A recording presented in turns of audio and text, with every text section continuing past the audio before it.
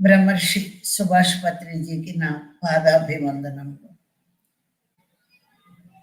ఎన్నో టాపిక్స్ చెప్పాను. ప్రతి ఒక్క టాపిక్లో వినడానికి అన్నీ బాగానే ఉంటాయి, కానీ ఆ విన్న దాన్ని మననం చేసుకుని నేను ఎలా ఉన్నాను మనం చూసుకోవాలి. ఇంకొకరు ఎలా ఉన్నారనేది మనకు అక్కర్లేదు, ఎందుకంటే అది ఎవరికి వాళ్ళు చూసుకోవాల్సింది కాబట్టి.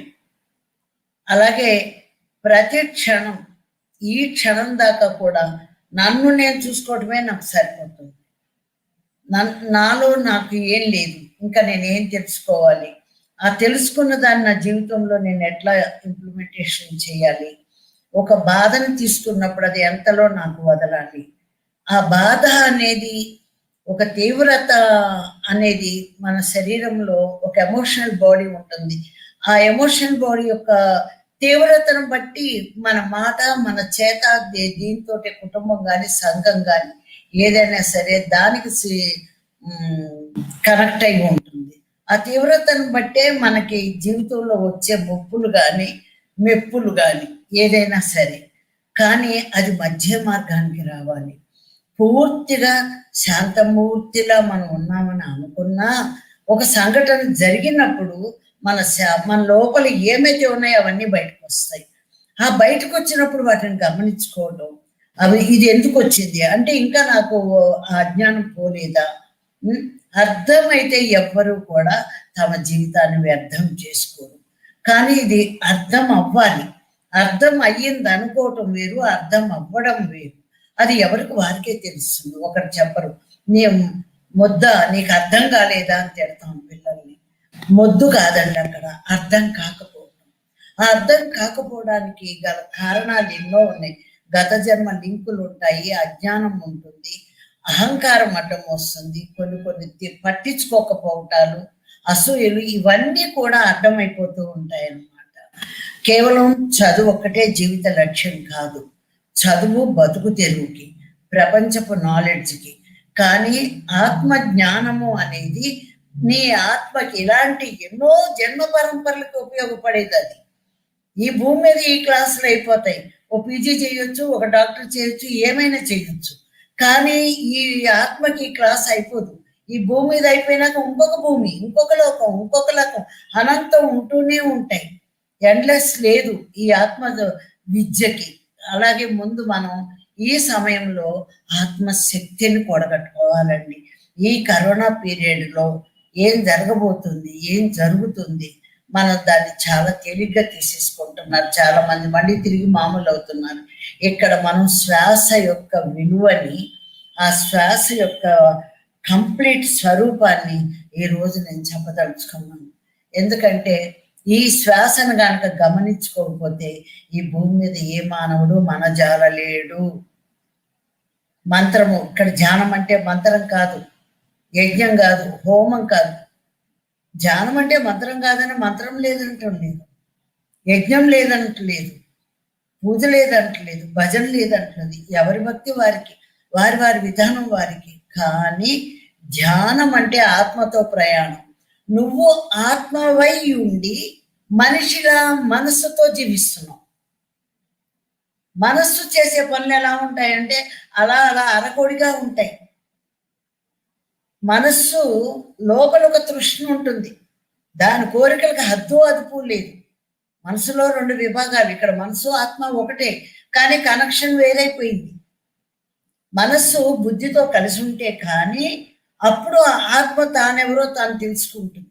అవి నేను ఈరోజు మీకు సవివరణ, ఎందుకంటే ఇవన్నీ నేను అనుభవం అయ్యాను అని నాకు ఏదైతే ఎక్స్పీరియన్స్ వచ్చిందో, ఏదైతే నా జీవితంలో దాన్ని నేను నేర్చుకోగలిగానో, ఎన్లైట్ అయ్యానో, అది మాత్రమే మీకు చెప్తాను. ఎన్లైట్ అవ్వండి, ఎందుకంటే నేనే దాన్ని సాధించుకోలేనప్పుడు, నేనే దాన్ని అనుభవించలేనప్పుడు నేను చెప్పిన వాక్కు సత్య వాక్కు ఎలా అవుతుంది? నాకు అనుభవం అయిన తర్వాతే మీకు అనుభవం ఇలా ఉంటుందని నేను తెలియజేస్తున్నాను అంతే. ప్రతి ఒక్కరూ కూడా, ఎందరో మహానుభావులు, అందరికీ ఉన్నాయి, అనుభవాలు ఉన్నాయి, జ్ఞానానుభవాలు ఉన్నాయి, ఆత్మానుభవాలు ఉన్నాయి, ఇతర లోకాల అనుభవాలు ఉన్నాయి. ఎన్ని ఉన్నాయో, ఎన్నెన్ని ఉన్నాయో, కానీ ఇప్పుడు ప్రజెంట్లో ఈ భూమి మీద ఉండే సిచ్యువేషన్ ఏంటి, మనం ఎలా ఉండాలి, ఎలా జీవించాలి, మెయిన్ పాయింట్. ఇప్పుడు ఇప్పుడు ఈ క్షణంలో ఏం జరుగుతుందో దాని గురించి మనం ఆలోచించుకోవాలి. అదే విజ్ఞాన శాస్త్రము. ఇక్కడ ఒకరోజు మొన్న ఈ మధ్య ధ్యానంలో కూర్చున్నాను. మొన్న ఆఫ్టర్నూన్ ధ్యానంలో నాకు ఈ భూమి అంతా రౌండ్గా ఒక గ్లాస్ తోటి ఉన్నటువంటి ఒక గోల్ రౌండ్గా ఒకటి కనిపించింది. ఏమిటి ఇదని దాన్ని చూస్తూ ఉంటే దాని లోపల అన్ని గీతలుగా చుట్టూతా గీతలు కనపడుతున్నాయి. ఆ గీతల మధ్యలో ఒక రౌండ్ ఉండి అది తిరుగుతూ ఉంది. మళ్ళీ నేను ఆడుకున్నాను, ఇదేమిటి ఏం కనపడుతోంది అంటే దట్ ఈస్ టైం మిషన్ అని చెప్పారు.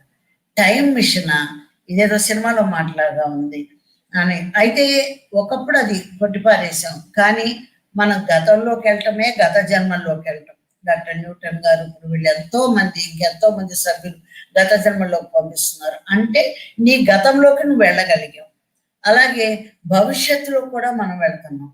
భవిష్యత్తులోకి ఎలా వెళ్తాం, ఎప్పుడు వెళ్తాం, అసలు భవిష్యత్తు ఎలా ఉంటుంది, ఈ ప్రజెంట్ని బట్టి భవిష్యత్తు ఉంటుంది. మరి ముందే భవిష్యత్తులోకి వెళ్ళి మనం ఏం చేస్తామని నాకు ఆలోచన వచ్చింది. ఎలా భవిష్యత్తు, పైగా ఇదేంటి అసలు ఈ టైం మిషన్ ఏంటి అన్న.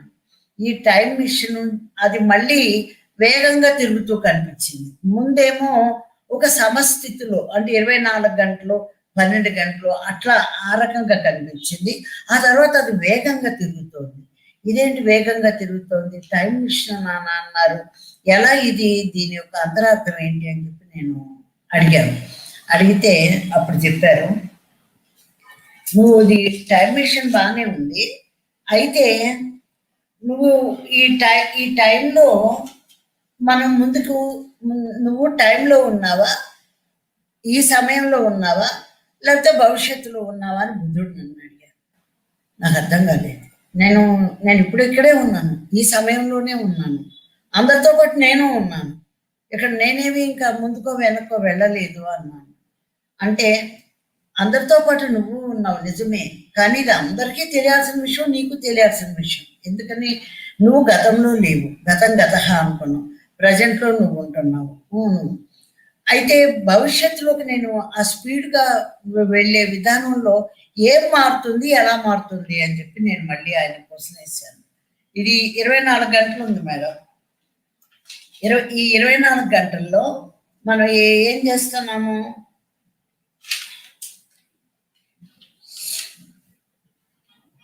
పన్నెండు గంటలు మీరు ఇప్పుడు భూమి మీద ఉన్నారు, ఈ క్షణంలో ఉన్నారు. కానీ కాలమాన ప్రకారం భూమిలో యుగాలలో, శతాబ్దాలలో, లక్షల సంవత్సరాల్లో నుంచి, వేల సంవత్సరాల నుంచి, వందల సంవత్సరాలకు వచ్చి ఇప్పుడు ఈ ప్రజెంట్లో ఉన్న మీరు ఎంత దూరాన్ని ఉన్నారో తెలుసా, 118 సంవత్సరాల ముందు ఉన్నారు అన్నారు. స్టన్ అయిపోయారు. ఏమిటి, మేము 118 సంవత్సరాల ముందున్నామా? ఎలా ఉన్నాం? 118 సంవత్సరాల ముందు అంటే భవిష్యత్తులో ఉన్నాం, ఇంకో జన్మ తీసుకుంటే కానీ అవ్వదు. అలాంటిది ఇప్పుడే ఈ శరీరంలో ఉండగానే 118 సంవత్సరాల ముందు ఎలా ఉన్నాం? ఇది రోజు 12 గంటలు, పగలు 12 గంటలు, రాత్రి 12 గంటలు, 24 గంటలు. భూమి తన చుట్టూ తాను తిరగడానికి 24 గంటలు, సూర్యుడు చుట్టూ తిరగడానికి సంవత్సరం, ఒక పగలు ఒక రాత్రి. ఇవి ఏమీ గతి తప్పలేదే. ఇవి గతి తప్పనప్పుడు మేము ముందుకు ఎట్లా వెళ్ళిపోతాం, భవిష్యత్తులోకి ఎలా ఉన్నాం? ఈ కాలంలో నువ్వు ముందున్నావు అన్నారు. ఈ కాలం కరెక్ట్గా టైం ప్రకారం నడుస్తుంది. ముందు ఎలా ఉన్నాను నేను, నాకు అర్థం కాక నేను ఆ విషయం అడిగాను. ముందు ఎలా ఉన్నాము అంటే, ఎంత వేగవంతంగా భూమి తన వేగాన్ని మార్చుకుంది.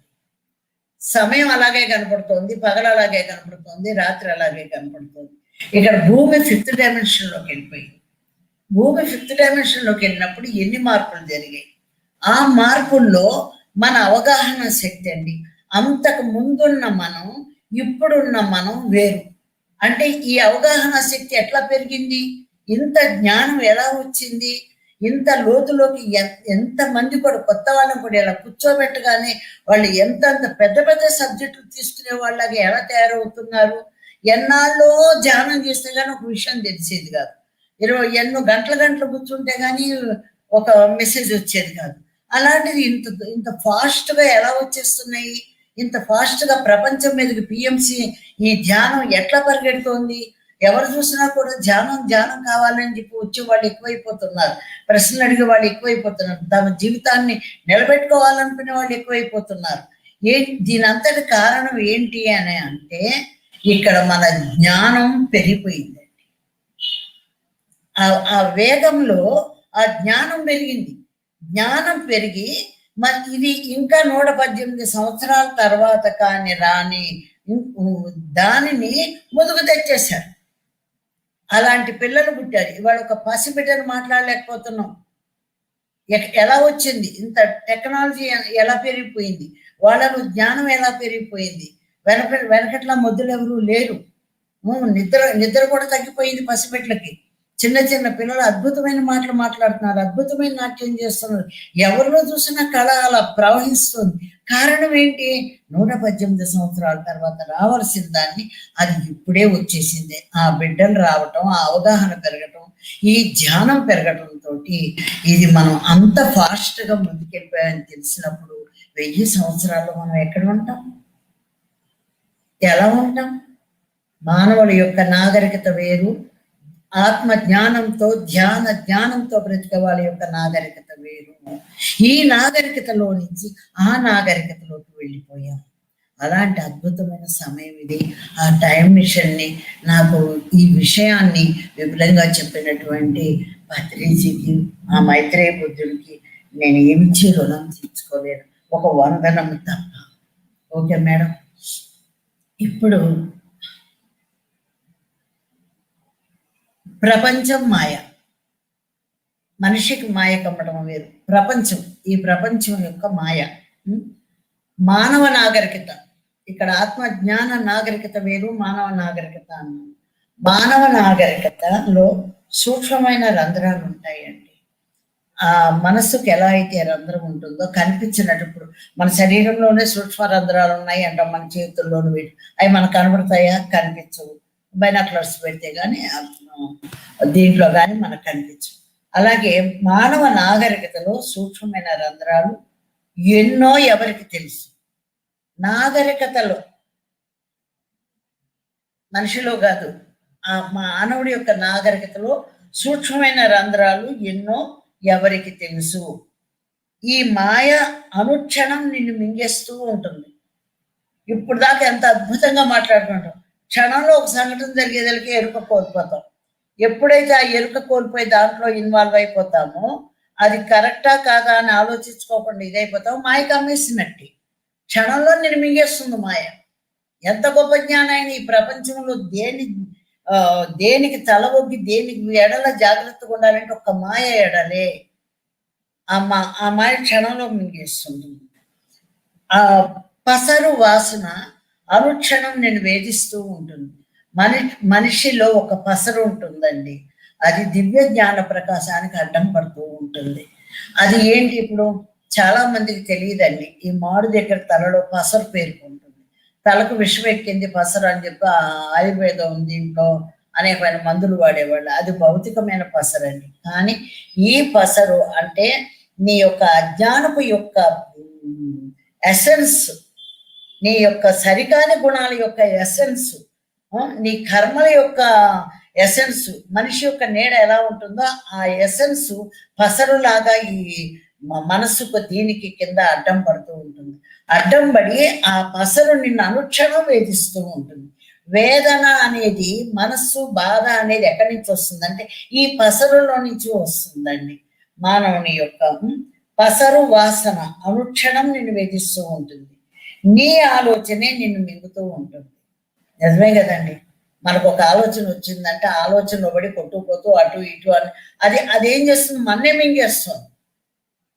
ఒక ఆలోచన కట్టుబడి ఎప్పుడైతే వెళ్ళిపోతున్నామో, సత్యమేంటో ఆలోచించుకొని ఇవ్వకుండా ఆలోచన ఫాలో వెళ్ళిపోతున్నామో అది మన్నే మింగేస్తుంటుంది. ఎంతమంది తమ ఆలోచనలతో ఎంత శక్తిని పోగొట్టుకుంటున్నారో తెలుసా? ఎన్ని ఆలోచనలు చేస్తున్నామండి? పనికిరాను ఆలోచనలు, పక్కన వాళ్ళు వచ్చి ఎవరన్నా మాట్లాడితే ఆలోచనలు, లేదంటే పిల్లలు ఎలాగా అన్న ఆలోచనలు, రేపు చదువులు ఎట్లాగా అన్న ఆలోచన, ఇప్పుడు కరోనా వచ్చింది, బిడ్డల్ని నేను ఎలా కాపాడుకోవాలన్న భయపు యొక్క ఆలోచనలు, వ్యాపారపు ఆలోచనలు, భవిష్యత్తు ఆలోచనలు, ట్రక్కులు ట్రక్. అయితే వీటిలో ఇలా ఆలోచించడం తప్ప మేడం అని అడగొచ్చు. తెల్లారి బియ్యం ఉన్నాయో లేవో ఆలోచించాలి, డబ్బు గురించి ఆలోచించాలి, వ్యాపారం గురించి ఆలోచించాలి, తల్లి బిడ్డల గురించి ఆలోచించాలి. ఇవి ఆలోచించొద్దంటలా, కానీ వాటికి ఏం చెయ్యాలో అని అనుకుని చేయడం వేరు, ఆ చేయడం దానికంటే ముందే కూర్చొని ఆలోచించడం వేరు. ఇక్కడ ఇది పాయింట్. చేయకుండా ఎలా జరుగుతాయి?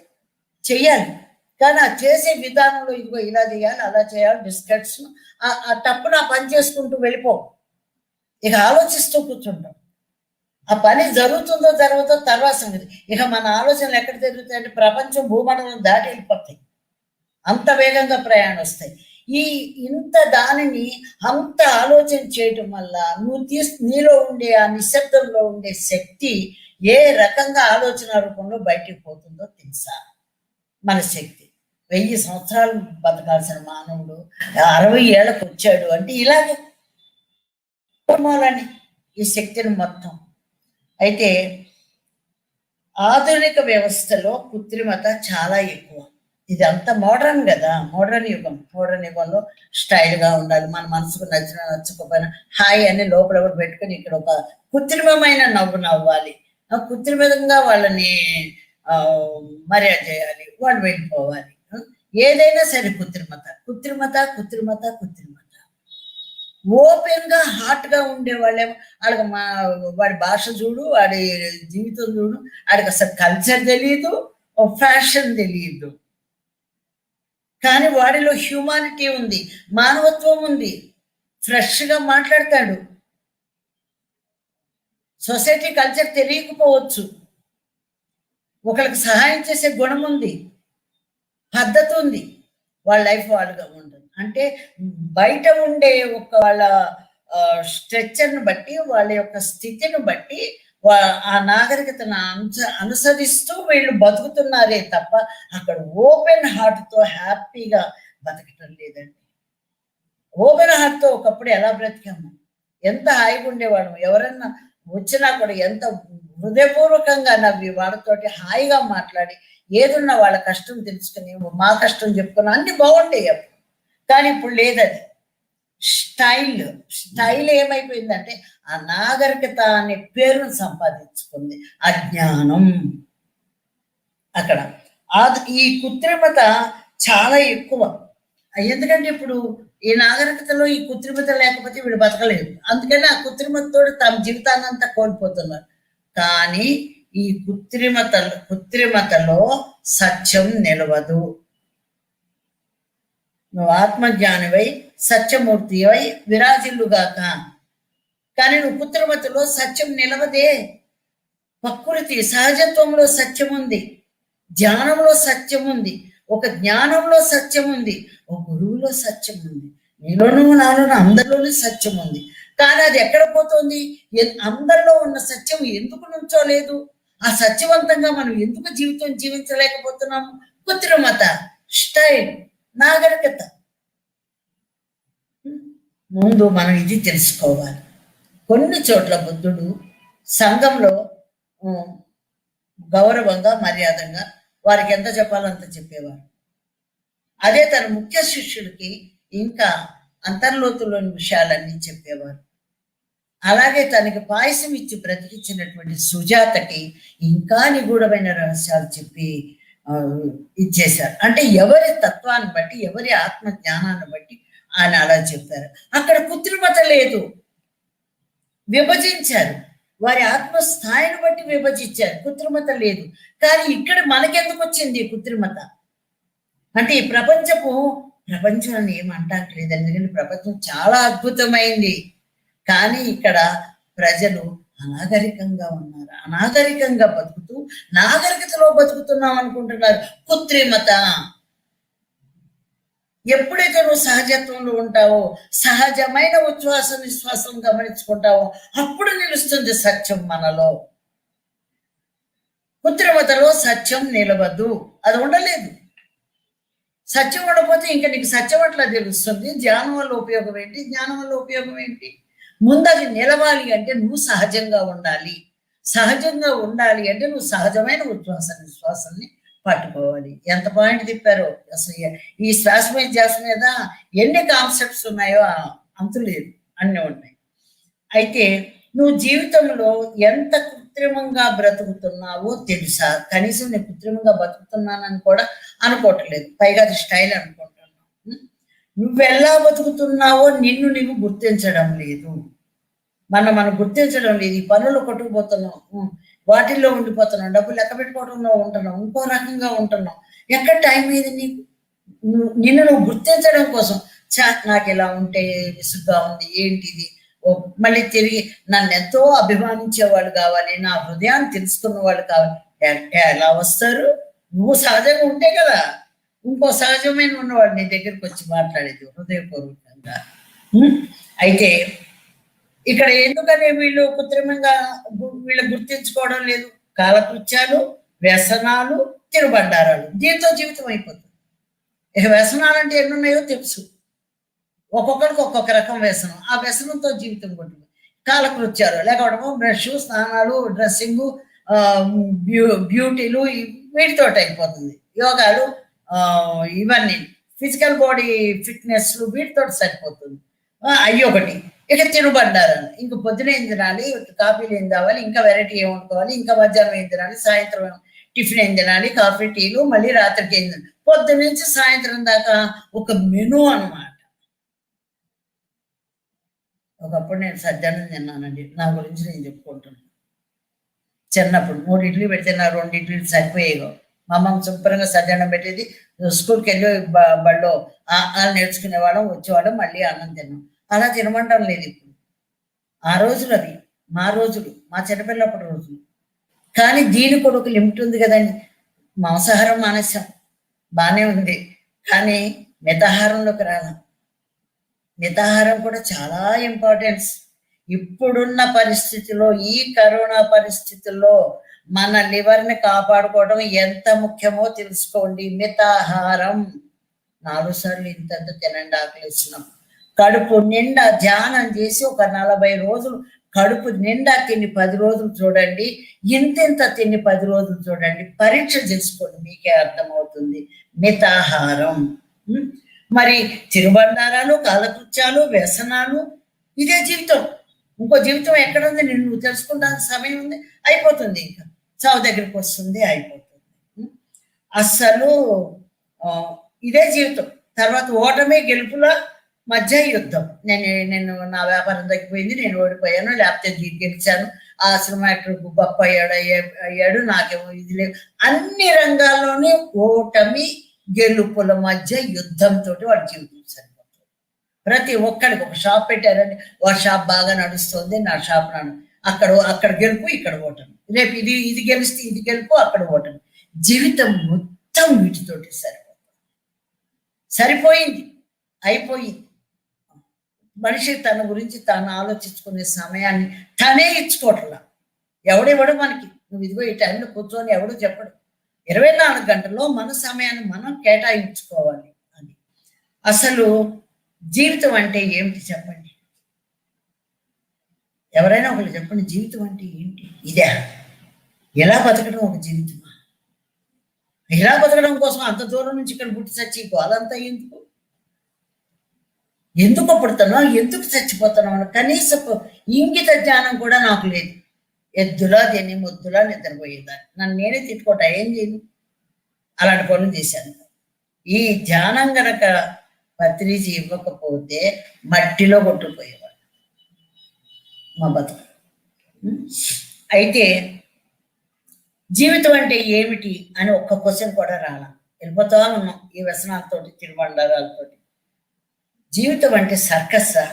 టైంకి రావటం, ఏనుగు గురించి చెప్పడం, పులులు సింహాలు చూపిస్తాం, ఆ సర్కస్లో ఆహా ఓహో అంటాం, సర్కస్ అయిపోగానే ఇదే ఆ జీవితం. మన జీవితం కూడా అలాగే ఉంది. అవి ఎలా టైంకి వచ్చి అక్కడ ఆడి అవతలకి వెళ్ళిపోతున్నాయో, అలాగే మనం నిద్ర లేచిన కాడి నుంచి ఈ కాలకృత్యాలు ఏంటి, వ్యసనాలు ఏంటి, తినుబండారాలు ఏంటి, ఇది ఒక పెద్ద సర్కస్. అలాగే ఉంది. వాటికి మనకి ఏం తేడా లేదు. జీవితం అంటే ఏమిటి అది తెలుసుకోవడానికే ధ్యానం. అసలు జీవితం ఏంటి, కష్టాలు ఏంటి, సుఖాలు ఏంటి, ఈ ధ్యానం ద్వారా నేను ఏం పొందుతాను అని తెలుసుకోవడం కోసమే ఈ ధ్యానం. దాని ద్వారానే నీవెలా నిల్చోవాలో నీకు అర్థమవుతుంది, ఎలా మాట్లాడాలో నీకు తెలుస్తుంది, అసలు నీకేం కావాలో అర్థమవుతుంది.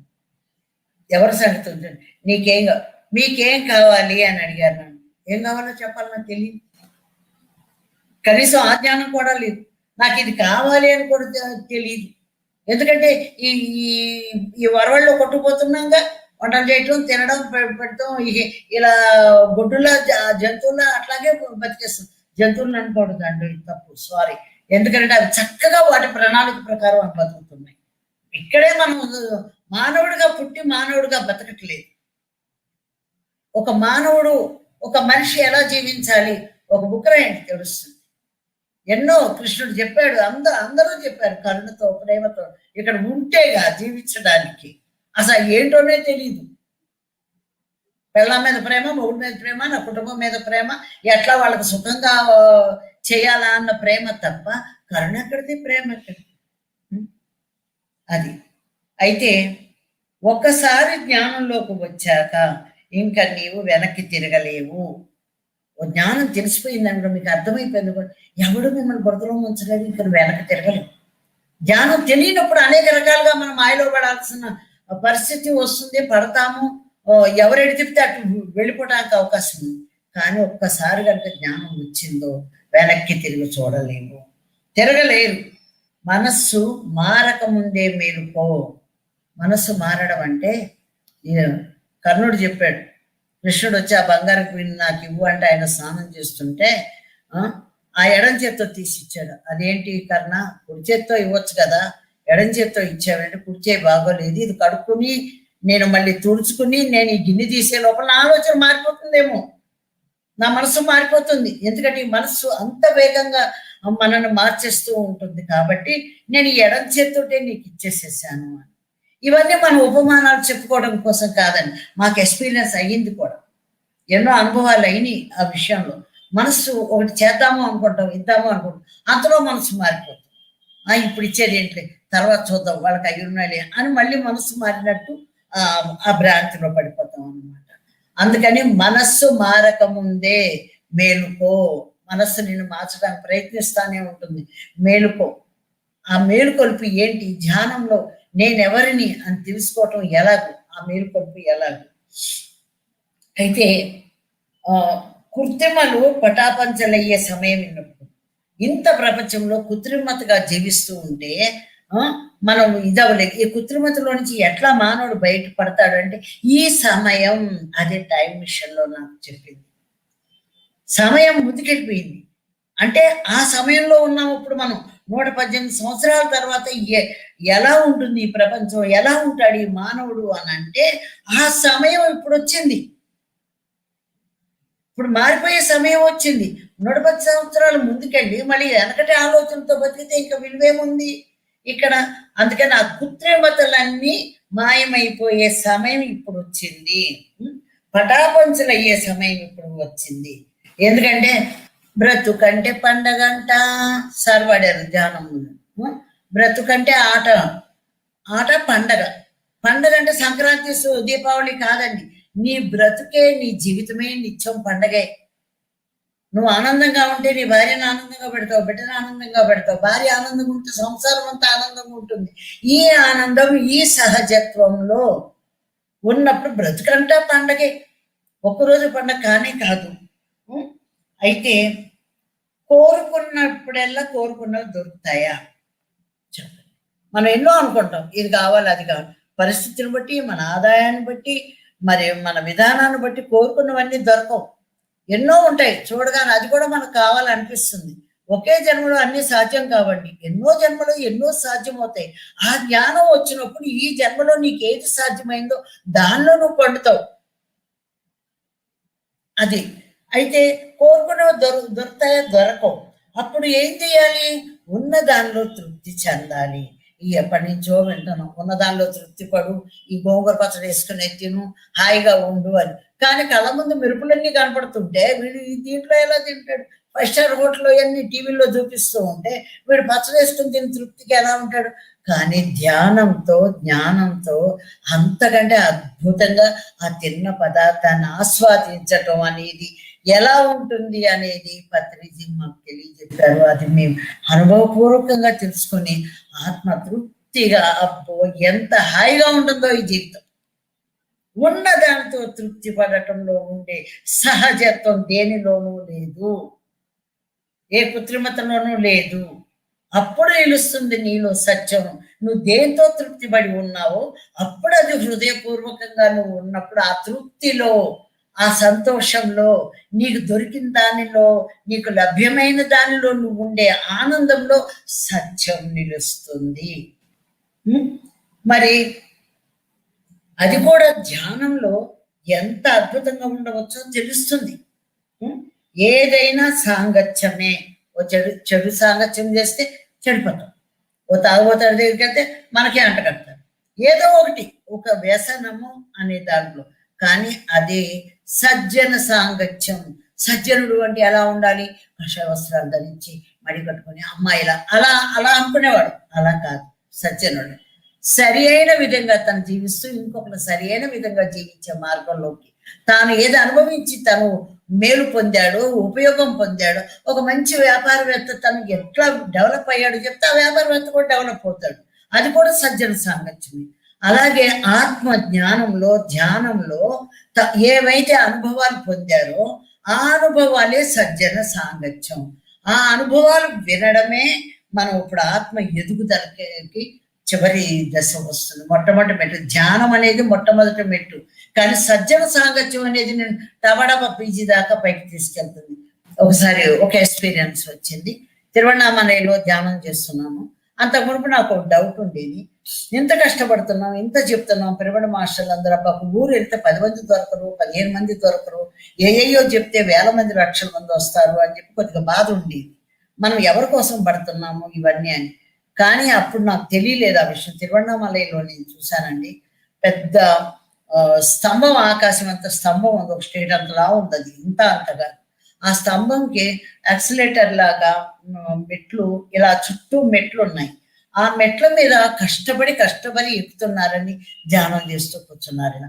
ముసలి వాళ్ళు కర్రబుచ్చుకుని ఎక్కుతున్నారండి, పిల్లలు పరిగెడుతున్నారండి, చిన్న పిల్లలు, ఇంత ఇంత ఇంత పసిబిడ్డలు కూడా అంకుల్ నన్ను ఆ పైకి ఎక్కించు అంటే వాళ్ళు వీళ్ళని పైకి ఎక్కించి వీళ్ళు నడుస్తున్నారని.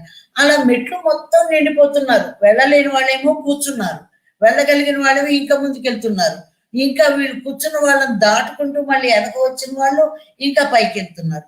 ఏమిటిది, యాక్సిలేటర్ ఏంటి, ఇదేమిటి అని అనగానే కొద్దిసేపు చూడగానే అది ఆ మెట్లుగా కనిపించింది మొట్టమొదట.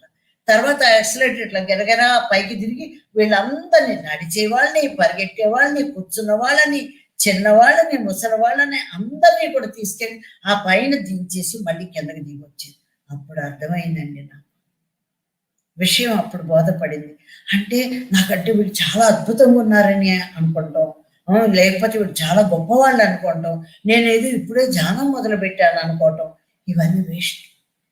ఎవడైతే శ్వాస నాకు ధ్యాస పెట్టాడో, ఆ మెట్టు మీద కాలు పెట్టాడో, ఆ యాక్సిలేటర్ అంటే ఇక్కడ ఆ జ్ఞానం అనేది తీసుకుపోయి అక్కడ పెడుతుంది అని కళ్ళ నీళ్ళు వచ్చేసింది. ఎలా వీళ్ళందరూ అర్థం చేసుకోరేంటి, వీళ్ళు ఇంకా ఇంకా సాధన చేయలేండి, సాధన చెయ్యాలండి అని నాకుండే అపోహ తొలగిపోయింది. అంటే శ్వాస మీద ధ్యాస పెట్టి ధ్యానం చేసిన వాడిని ఆటోమేటిక్గానే నేను తీసుకెళ్ళి అక్కడ దింపుతుంది సత్యలోకంలోకి అనేది నాకు అర్థం. ఎంత ఆ లోపల వచ్చే ఈ సత్యాన్ని, ఈ తపనని, నిజాన్ని చెప్పాలని ప్రయత్నించారు. కానీ అర్థం చేసుకునే వాళ్ళు ఉండాలి కదా. అది ఆ సమయంలో లేదండి, అర్థం చేసాం. కానీ ఈ సమయంలో నేను హృదయపూర్వకంగా చెప్తున్నా, ఒప్పుకుంటున్నాను. ఎందుకంటే చక్కగా వింటున్నారు, ఇలా ఉంటుందా అని తెలుసుకుంటున్నారు. ఆ ఉత్సాహం వాళ్ళల్లో ఉండబట్టే, వినబట్టే నేను చెప్పగలుగుతున్నాను. వినేవాళ్ళు లేనప్పుడు మనం చెప్పలేము. గొడవ చెప్పినా ఒకటి, ఎవరిని చెప్పినా ఒకటి. అందుకని ఈ వినేటువంటి మహానుభావులందరికీ గాడ్స్ అన్న సార్ని మీకు అందరికీ నా హృదయపూర్వక వందనములు. ఎందుకంటే మీ దగ్గర నుంచి నేను కూడా ఎన్నో నేర్చుకోవాలి. నేను నేను వింటూనే ఉన్నాను. వింటూనే ఉంటే ధ్యానంలో ఇంకా నా విద్యను నేను డెవలప్ చేసుకుంటూనే ఉన్నాను. మౌనంలో నా శక్తిని పెంచుకుంటూనే ఉన్నాను. అలాగని కుటుంబాన్ని ఏం విడనాడలేదు, అవి చూసుకుంటాను. కానీ దానికంటే ఎక్కువగా ముందు నన్ను నేను ఈ విషయం, ఎందుకంటే సమయం దగ్గర పడింది. ఏ సమయం దగ్గర పడిందో ఆ సమయానికి తగ్గ పనులు చేయటమే విజ్ఞత.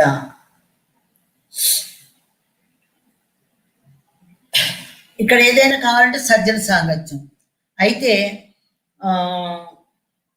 సజ్జన సాంగత్యం మనస్సు పదే పదే కోరుకుంటుందండి. ఒకటి వద్దు అంటే అదే కోరుకుంటుంది, పదే పదే కోరుకుంటుంది. కానీ బుద్ధి యోచన చేస్తుంది. ఇక్కడ శరీరము, మనస్సు, బుద్ధి. శరీరం తనకేం కావాలో అది తీసుకుంటుంది. మనస్సు శరీరానికి ఏం కావాలో శరీరం ద్వారా తృప్తి చెందడానికి అది పదే పదే కోరుకుంటుంది. ఏ విషయం అన్నా సరే పదే పదే కోరుకుంటుంది. అది యోచించదు, మనసు ఆలోచించదు. ఇది ఇవ్వాలా వద్దా, ఈ శరీరానికి ఎక్కువ అన్నం ఇస్తే అరగదేమో, ఇట్లా ప్రతిదీ కూడా అది యోచించదు మనసు. కానీ ఇక్కడ బుద్ధి యోచన చేస్తుంది. మరి మనసు వేరు, ఇక్కడ బుద్ధి వేరు. ఇది యోచన చేస్తుంది. నీకేం కావాలో అది చెబుతుంది బుద్ధి.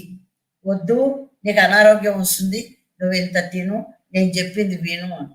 అప్పుడు అది కంట్రోల్ అవుతుంది. ఒక్కోసారి కంట్రోల్ అవ్వక మనసుకు లోబడిపోతాం. ఇవన్నీ ధ్యానంలో స్థితమవుతాయండి. ఇప్పుడు ఇంకా చాలా తొందరగా స్థితమవుతాయి. వినడము ఒక ఎత్తు, దాన్ని నేను ఆచరించుకోవాలి, ముందు మన ప్రయత్నం చెయ్యాలి. ఆ ప్రయత్నం ఒక ఎత్తు. అయితే శరీరము, మనస్సు, బుద్ధి. ఈ మనస్సుకి బుద్ధికి మధ్యలో ఏముంది? ఈ రెండింటి మధ్యలో ఏముంది? మరి మనస్సు కోరికలు కావాలంటుంది, బుద్ధి యోచన చేస్తుంది. ఎలా ఈ బుద్ధి వికసించింది? ఇప్పుడు మనసు ఆ మాట వింటుంది. ఈ రెండింటి మధ్యలో ఏముంది అంటే వ్యక్తిగత అభిప్రాయాలు ఉంటాయి. ఆ పదంలోనే ఉంది చూడండి.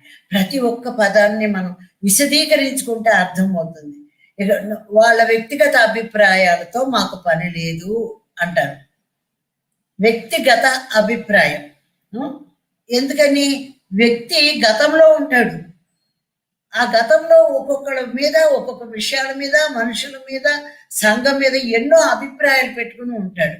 కాబట్టి ఆ అభిప్రాయాలతోటి నిండి ఉన్న మనిషి మాట్లాడే ప్రతి మాట వ్యక్తిగత అభిప్రాయం అనాలి. గతంలో ఉండేవాడి మాటలు మాత్రమే వ్యక్తిగత అభిప్రాయాలు. ఇవాళ ధ్యానం చేసి చెప్పిన వాళ్ళే వ్యక్తిగత అభిప్రాయాలు కావండి. గతంలో ఉన్న ఆలోచనతో జీవించేవాడికి వ్యక్తిగత అభిప్రాయాలు, వాటి నిండా ముళ్ళే ఉంటాయి. మరి వ్యక్తిగత అభిప్రాయాలని అజ్ఞానంలో నువ్వు తెలిసి తెలిగిచ్చేస్తున్న దాంట్లో ముళ్ళు ఉండక రోజా పువ్వులు ఉంటాయి ఏంటి? అన్ని ముళ్ళే ఉంటాయి. ఆ ముళ్ళు ఏరి సరి అయిన సమాధానం ఇస్తుంది బుద్ధి. అబ్బా, అసలు ఈ శరీరం ఏం శరీరం, ఇందులో ఎన్నున్నాయి, అవన్నీ ఎప్పుడు తెలుసుకుంటాము?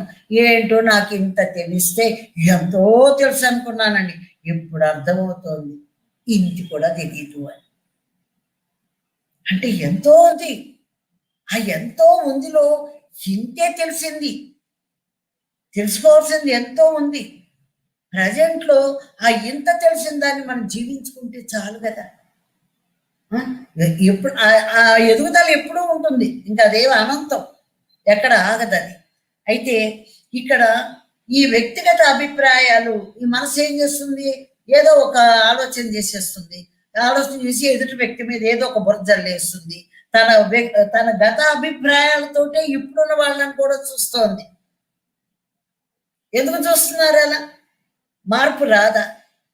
అంటే నువ్వు మారలేదు, నీ చూపు మారలేదు, నీ ఆలోచన మారలేదు, నీ దృష్టి మారలేదు, నీ జ్ఞానం మారలేదు. అందుకని చెప్పి నువ్వు ఆ వ్యక్తి పాత గతంలో ఉండే అభిప్రాయంతో ఇప్పుడు చూస్తున్నావు. అంటే నువ్వు గతంలోనే జీవిస్తున్నావా, వర్తమానంలో జీవిస్తున్నావా? చిన్న క్వశ్చన్ వేసుకోండి, రాసుకుని. ఒక అప్పులాడు వచ్చాడు, డబ్బులు ఇవ్వాలి, వాడు ఎగేశాడు, వాడి మీద కోపం, తర్వాత ఇచ్చారు, కొట్టుకున్నారు, తిట్టుకున్నారు, అయిపోయింది. వాడు ఎక్కడన్నా కనిపించాడు, వాడు డబ్బులు ఇచ్చేసాడు, తర్వాత అంతా బాగానే ఉంది, ఏం బ్రదర్ బాగున్నావా అంటాడు. వీడికి వెంటనే ఏం ఆలోచన వస్తుంది? ఆ డబ్బులు ఎగ్గొట్టాడు, నన్ను ఎత్త తిప్పల్లో గత అభిప్రాయం గుర్తుకొస్తుంది. గత అభిప్రాయం ఎందుకు? గత అభిప్రాయంతో నువ్వు మాట్లాడుతున్నప్పుడు వర్తమానంలో ఎలా జీవిస్తావు? దీనిని వ్యక్తిగత అభిప్రాయం అంటారు. అందుకని ఈ ఆ ముళ్ళు, దానిని ముళ్ళు అన్నారు బుద్ధుడు. మనిషి మనసుకి బుద్ధికి మధ్య గతంలో ఉండే ఆలోచన ముళ్ళు. ఈ బుద్ధి జ్ఞానంతో సజ్జన సాంగత్యంతో స్వాధ్యాయంతో ఇప్పుడు చూసే ఎంతో మంది మాస్టర్ల యొక్క అనుభవాలతో అది వికసిస్తుంది. బుద్ధి వికసించి దీని బుద్ధికి ఇంకా జ్ఞానం అబ్బి ఈ గతంలో ఉండే ఈ ముళ్ళని ఏరి పారేస్తుంది. చూసారా ఎంత విలువైన సమాచారం ఇచ్చారు. మరి ఈ బుద్ధి ఎంత అద్భుతం! మనసు కంటే బుద్ధి అద్భుతం ఇక్కడ. మరి వాటి నిండా ముళ్ళే ఉంటాయి. ఆ ముళ్ళన్నీ కూడా ఏరి సరి అయిన సమాధానం ఇస్తుంది బుద్ధి. అప్పుడు ఈ మనసు కూడా నిజమే కదా, ఒకవేళ నేను ఈ పని చేయటం వల్ల తర్వాత పరిణామాలు ఎంత తీవ్రంగా ఉండేవి, నా బుద్ధి నన్ను హెచ్చరించిందని ఆ బుద్ధి యొక్క దారిలోనే జీవితం సాగించుకుంటాం అన్నమాట. ఇక్కడ వ్యక్తి ప్లస్ గతం ఈక్వల్ అభిప్రాయం. అయితే వ్యక్తి ఈ క్షణ అభిప్రాయంలో ఎందుకు ఉండడు? గతం ఎంత మటుకి గతానుభవాలతోటి చూస్తున్నాం, గతానుభవాలతోటి మాట్లాడుకుంటున్నాం. ఎవరన్నా కనిపిస్తే ఆ గతం గురించే మాట్లాడుకుంటున్నాం. మనమే కాకుండా ఇంకొకరి కూడా గతం గురించే మాట్లాడుకుంటున్నాం. కానీ ఆ గతాన్ని వదిలేసి ఇప్పుడు ఈ క్షణంలో మనం ఎందుకు ఉండట్లేదు? అంటే ఈ క్షణాభిప్రాయం ఎందుకు ఉండట్లేదు? వ్యక్తిగత అభిప్రాయం కంటే ఈ క్షణ అభిప్రాయం, అసలు ఈ క్షణ అభిప్రాయం అన్న మాట ఎంటుకోండి. ఇది ఈ క్షణంలో అభిప్రాయం ఎలా పుడుతుంది? అవన్నీ అయిపోయినాయి కాబట్టి ఆ అభిప్రాయంలో ఉన్నాం, మాట్లాడుతున్నాం. ఈ క్షణ అభిప్రాయం ఎట్లా పుడుతుంది? వ్యక్తి ఈ క్షణ అభిప్రాయం ఎందుకు ఉండదు అంటే అది ఇంకా వర్తమానంలోనే ఉంది. ఎందుకు ఒక అభిప్రాయం మనకి ఏర్పడలేదంటే అది ఇంకా రన్ అవ్వల, సమయం గడిచి ఒక ఇదే అయితే తప్ప మనం ఈ క్షణ అభిప్రాయంలో ఉండలేము. అక్కడ అది ఏర్పడటానికి సమయం పడుతుంది.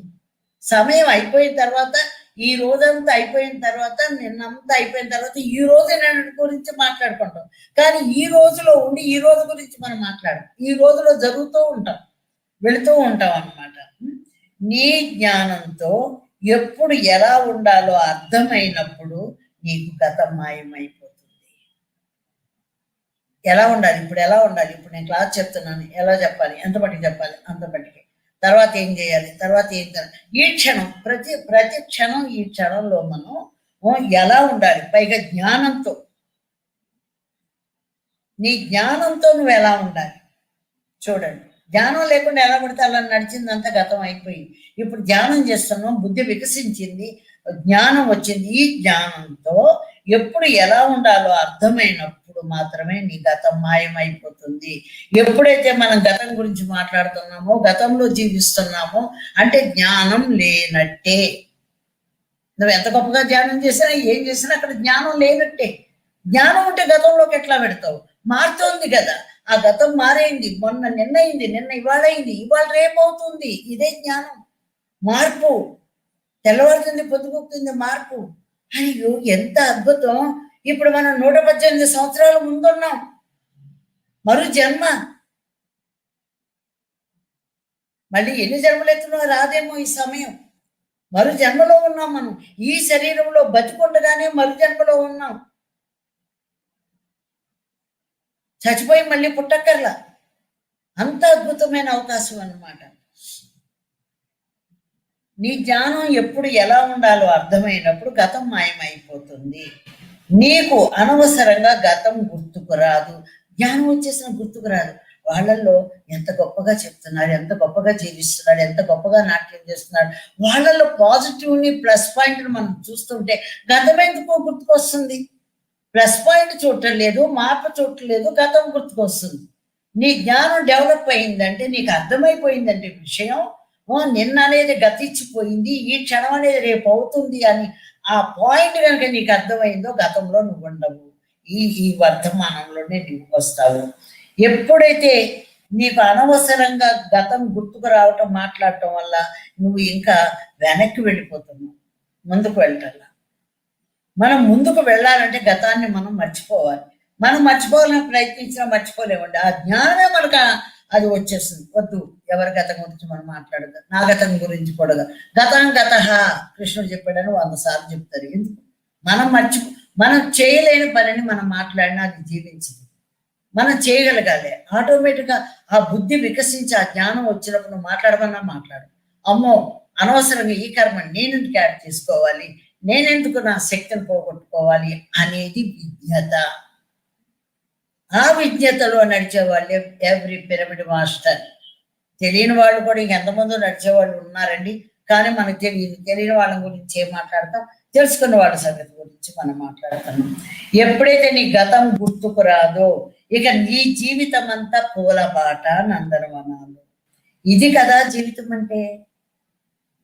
చెప్పండి, జీవితం అంటే ఏంటి? ఇందాక చెప్పుకున్నాం చూడండి, కాలకృత్యాలు, వ్యసనాలు, తిరుబండారాలు, కృత్రిమత. సహజ శ్వాస, సహజమైన జీవితం, సహజమైన నవ్వు, హృదయపూర్వకమైన ఆదరాభిమానాలు. ఇది కదా జీవితం అంటే. ప్రజెంట్ లో నువ్వు ఉండి జీవించటమే జీవితం అంటే. వితము, ద్వి విడగొడితే ద్వి ప్లస్ వితం. నీ సొంతగా నువ్వు జీవించటం, నీ సొంత అయిన శ్వాసను పట్టుకుని తెలిసి బుద్ధిని ఉపయోగించి గతాన్ని మర్చిపోయి హాయిగా ఉన్న దానిలో తృప్తిగా జీవించటం. అయిపోయింది ముక్తి మోక్షం. ఇంకా నాకు తెలిసి ఇంకా ముక్తి మోక్షం అంటే ఏంటో తెలియదు, ఉంటుంది. కానీ నాకు తెలిసిన ముక్తి మోక్షం మాత్రం ఇది. ఎందుకంటే నా గతం ఏనాడు నేను మర్చిపోయాను. ఏది ఈ భూమండల గతాన్నే మర్చిపోయాను. ప్రజెంట్ ఈ క్షణంలో ఉన్నాను, అంతే. ఇక మరి మనిషి మమకారాలతో నలిగిపోతున్నాడు. పిల్లల మీద మమకారం, ఇంటి మీద మమకారం, డబ్బు మీద మమకారం. ఈ మమకారంతో నలిగిపోతున్నాడు అనమాట. ఎప్పుడు నీకు ఇది అర్థమవుతుందో, ఎప్పుడైతే నువ్వు ప్రజెంట్లో జీవించే క్షణంలో ఉండే ఆనందం కనుక నీకు అర్థమవుతుందో అప్పుడే తక్షణం మేలుకుంటావు. మనసు మారకముందే మేలుకో అన్నారే. ఈ జ్ఞానం వచ్చినాక మనసు ఇంకా మారదు. ఈ జ్ఞానం కనుక రాకపోతే మనసు మారుతానే ఉంటుంది. నువ్వు మేలుకోవు. నిద్రపోతే ఎలా ఉంటావో అలాగే జీవితం కూడా ఒక కలలాగా నిద్రపోతూనే నువ్వు జీవిస్తున్నావు. అది తక్షణం మేలుకుంటావు. ఆ మేలుకొలుపే ఎప్పుడైతే నేను ఈ క్షణంలో జీవిస్తున్నానో నేనేం చేయాలి, ఇంకా కొత్త వాళ్ళకి ఎంత ధ్యానం చెప్పాలి, ఎలా ఇంకా నేను ఎంత తెలుసుకోవాలన్న తపనలో, ఆ తపనలో కూడా బ్రతుకుని బరువుగా ఈడ్చుకోకుండా, నా ముందు అనేకమైన సంఘటనలు ఉన్నాయి, నాకు అనేకమైన విషయాలన్నీ నేను ఏం తేల్చాలో తేల్చకూడదో, ఏం చెయ్యాలో తెలియని నలిపిలయ్యే సమస్యలు కూడా ఉన్నాయి. కానీ ఎలా జరగాలో అది అలా జరుగుతుందని నేను ఎంత ఆత్మశక్తితో, ఎంత ఆనందంగా, అద్భుతంగా ఉన్నానంటే ఆ ఆనందం మీ అందరూ పొందాలని నాకు. ఒకరు బాధపడుతుంటే దయాదాక్షిణ్యం లేకుండా ఉండటం అనేది సామాన్య మానవుడి యొక్క వాక్కు. ఆ కర్మఫలంతో వాళ్ళ కర్మఫలాన్ని వచ్చి ఇక్కడ నీ ఆలోచన కనుక సవ్యంగా ఉండి సత్యంలో ఉంటే నీ నుంచి ఆ సమస్యలు, నీ కుటుంబంలో ఉండే వాళ్ళ సమస్యలు, నీ చుట్టూ ఉన్న వాళ్ళ సమస్యలు, నీ సంఘంలో ఉండే వాళ్ళ సమస్యలు, ఈ భూమండలం మొత్తం సమస్యలు కూడా తీరిపోతాయి. ఇది పత్రిక యొక్క ప్రణాళికలో మొట్టమొదటి భాగం. ఎంత పెద్ద ప్రణాళిక వేసుకొచ్చారు ఇంటర్ గెలాక్టిక్ ఫెడరేషన్ లో. ఎవరు చేయలేకపోయారు, రాలేకపోయారు. అందరూ వల్ల కాదన్నారు, జరగదన్నారు, రకరకాల అభిప్రాయాలు వ్యక్తపరిచారు. జరిగి తీరుతుంది. ప్రతి మానవుడిలో అద్భుతమైన శక్తి ఉంది, అద్భుతమైన జ్ఞానం ఉంది. కానీ వాడు కృత్రిమంగా జీవిస్తున్నారు. కృత్రిమతంలో నుంచి సహజత్వంలో తెచ్చిన మరోక్షణం వాళ్ళు ఎల్లెట్ అయిపోతారని ఒక కంకణం కట్టుకుని దిగాడు పత్రిక భూమి మీద. మరి తక్షణం నువ్వు మేల్కొంటావంటే నీకు స్ఫురిస్తుంది. నీ కుటుంబంతో నువ్వు ఇప్పుడు హాయిగా ఉన్నావు అనుకో, ఉన్న దానిలో హాయిగా ఉంటుంది. అబ్బా, ఇవాళ హోటల్కి వెళ్ళేవాడిని, ఈ కరోనా వచ్చింది, పేకాడేవాడిని, ఈ కరోనా వచ్చింది, ఇంకా నీకెక్కడ తృప్తి ఏడ్చింది?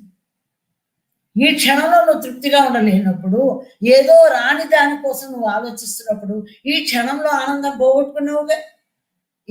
ఇలా అరగంటలో ఆనందం పోగొట్టుకున్నావుగా, గంటలో ఆనందం పోగొట్టుకున్నావుగా, రోజుల్లో ఆనందం పోగొట్టుకు, సంవత్సరాల్లో ఆనందం. ఇక ఇంతే, ఇదే పరంపర జరుగుతుంది. ఒక్క క్షణం కనుక మేల్కొని నీకున్న దానిలో నువ్వు తృప్తి చెందటం, ఇది ఆయన ఎప్పుడో చెప్పారు కానీ నా బరకు ఇప్పటికి అర్థమైంది. ఎన్నో అనుభవాలు వచ్చి ఇప్పటికి అర్థమైంది. చెప్పగానే అర్థం కావండి, అనుభవాలు రావాలి. ఆ విన్న అనుభవాన్ని ఒకవేళ నా అనుభవం ఇంకొకళ్ళకి కొద్దిగా అన్న స్ఫూర్తినిస్తే నాకు అదే ఆనందం. అది తృప్తిగా జీవించండి, ఇష్టంగా. మన కుటుంబమే పెద్ద ఆధ్యాత్మికత అండి. ఇంకెక్కడ బయటికి పరిగెడతాం చెప్పండి? వాళ్ళల్లోనే మనం నెట్టుకు రావాలి. అది అప్పుడే నువ్వు తక్షణం మేలుకుంటావు.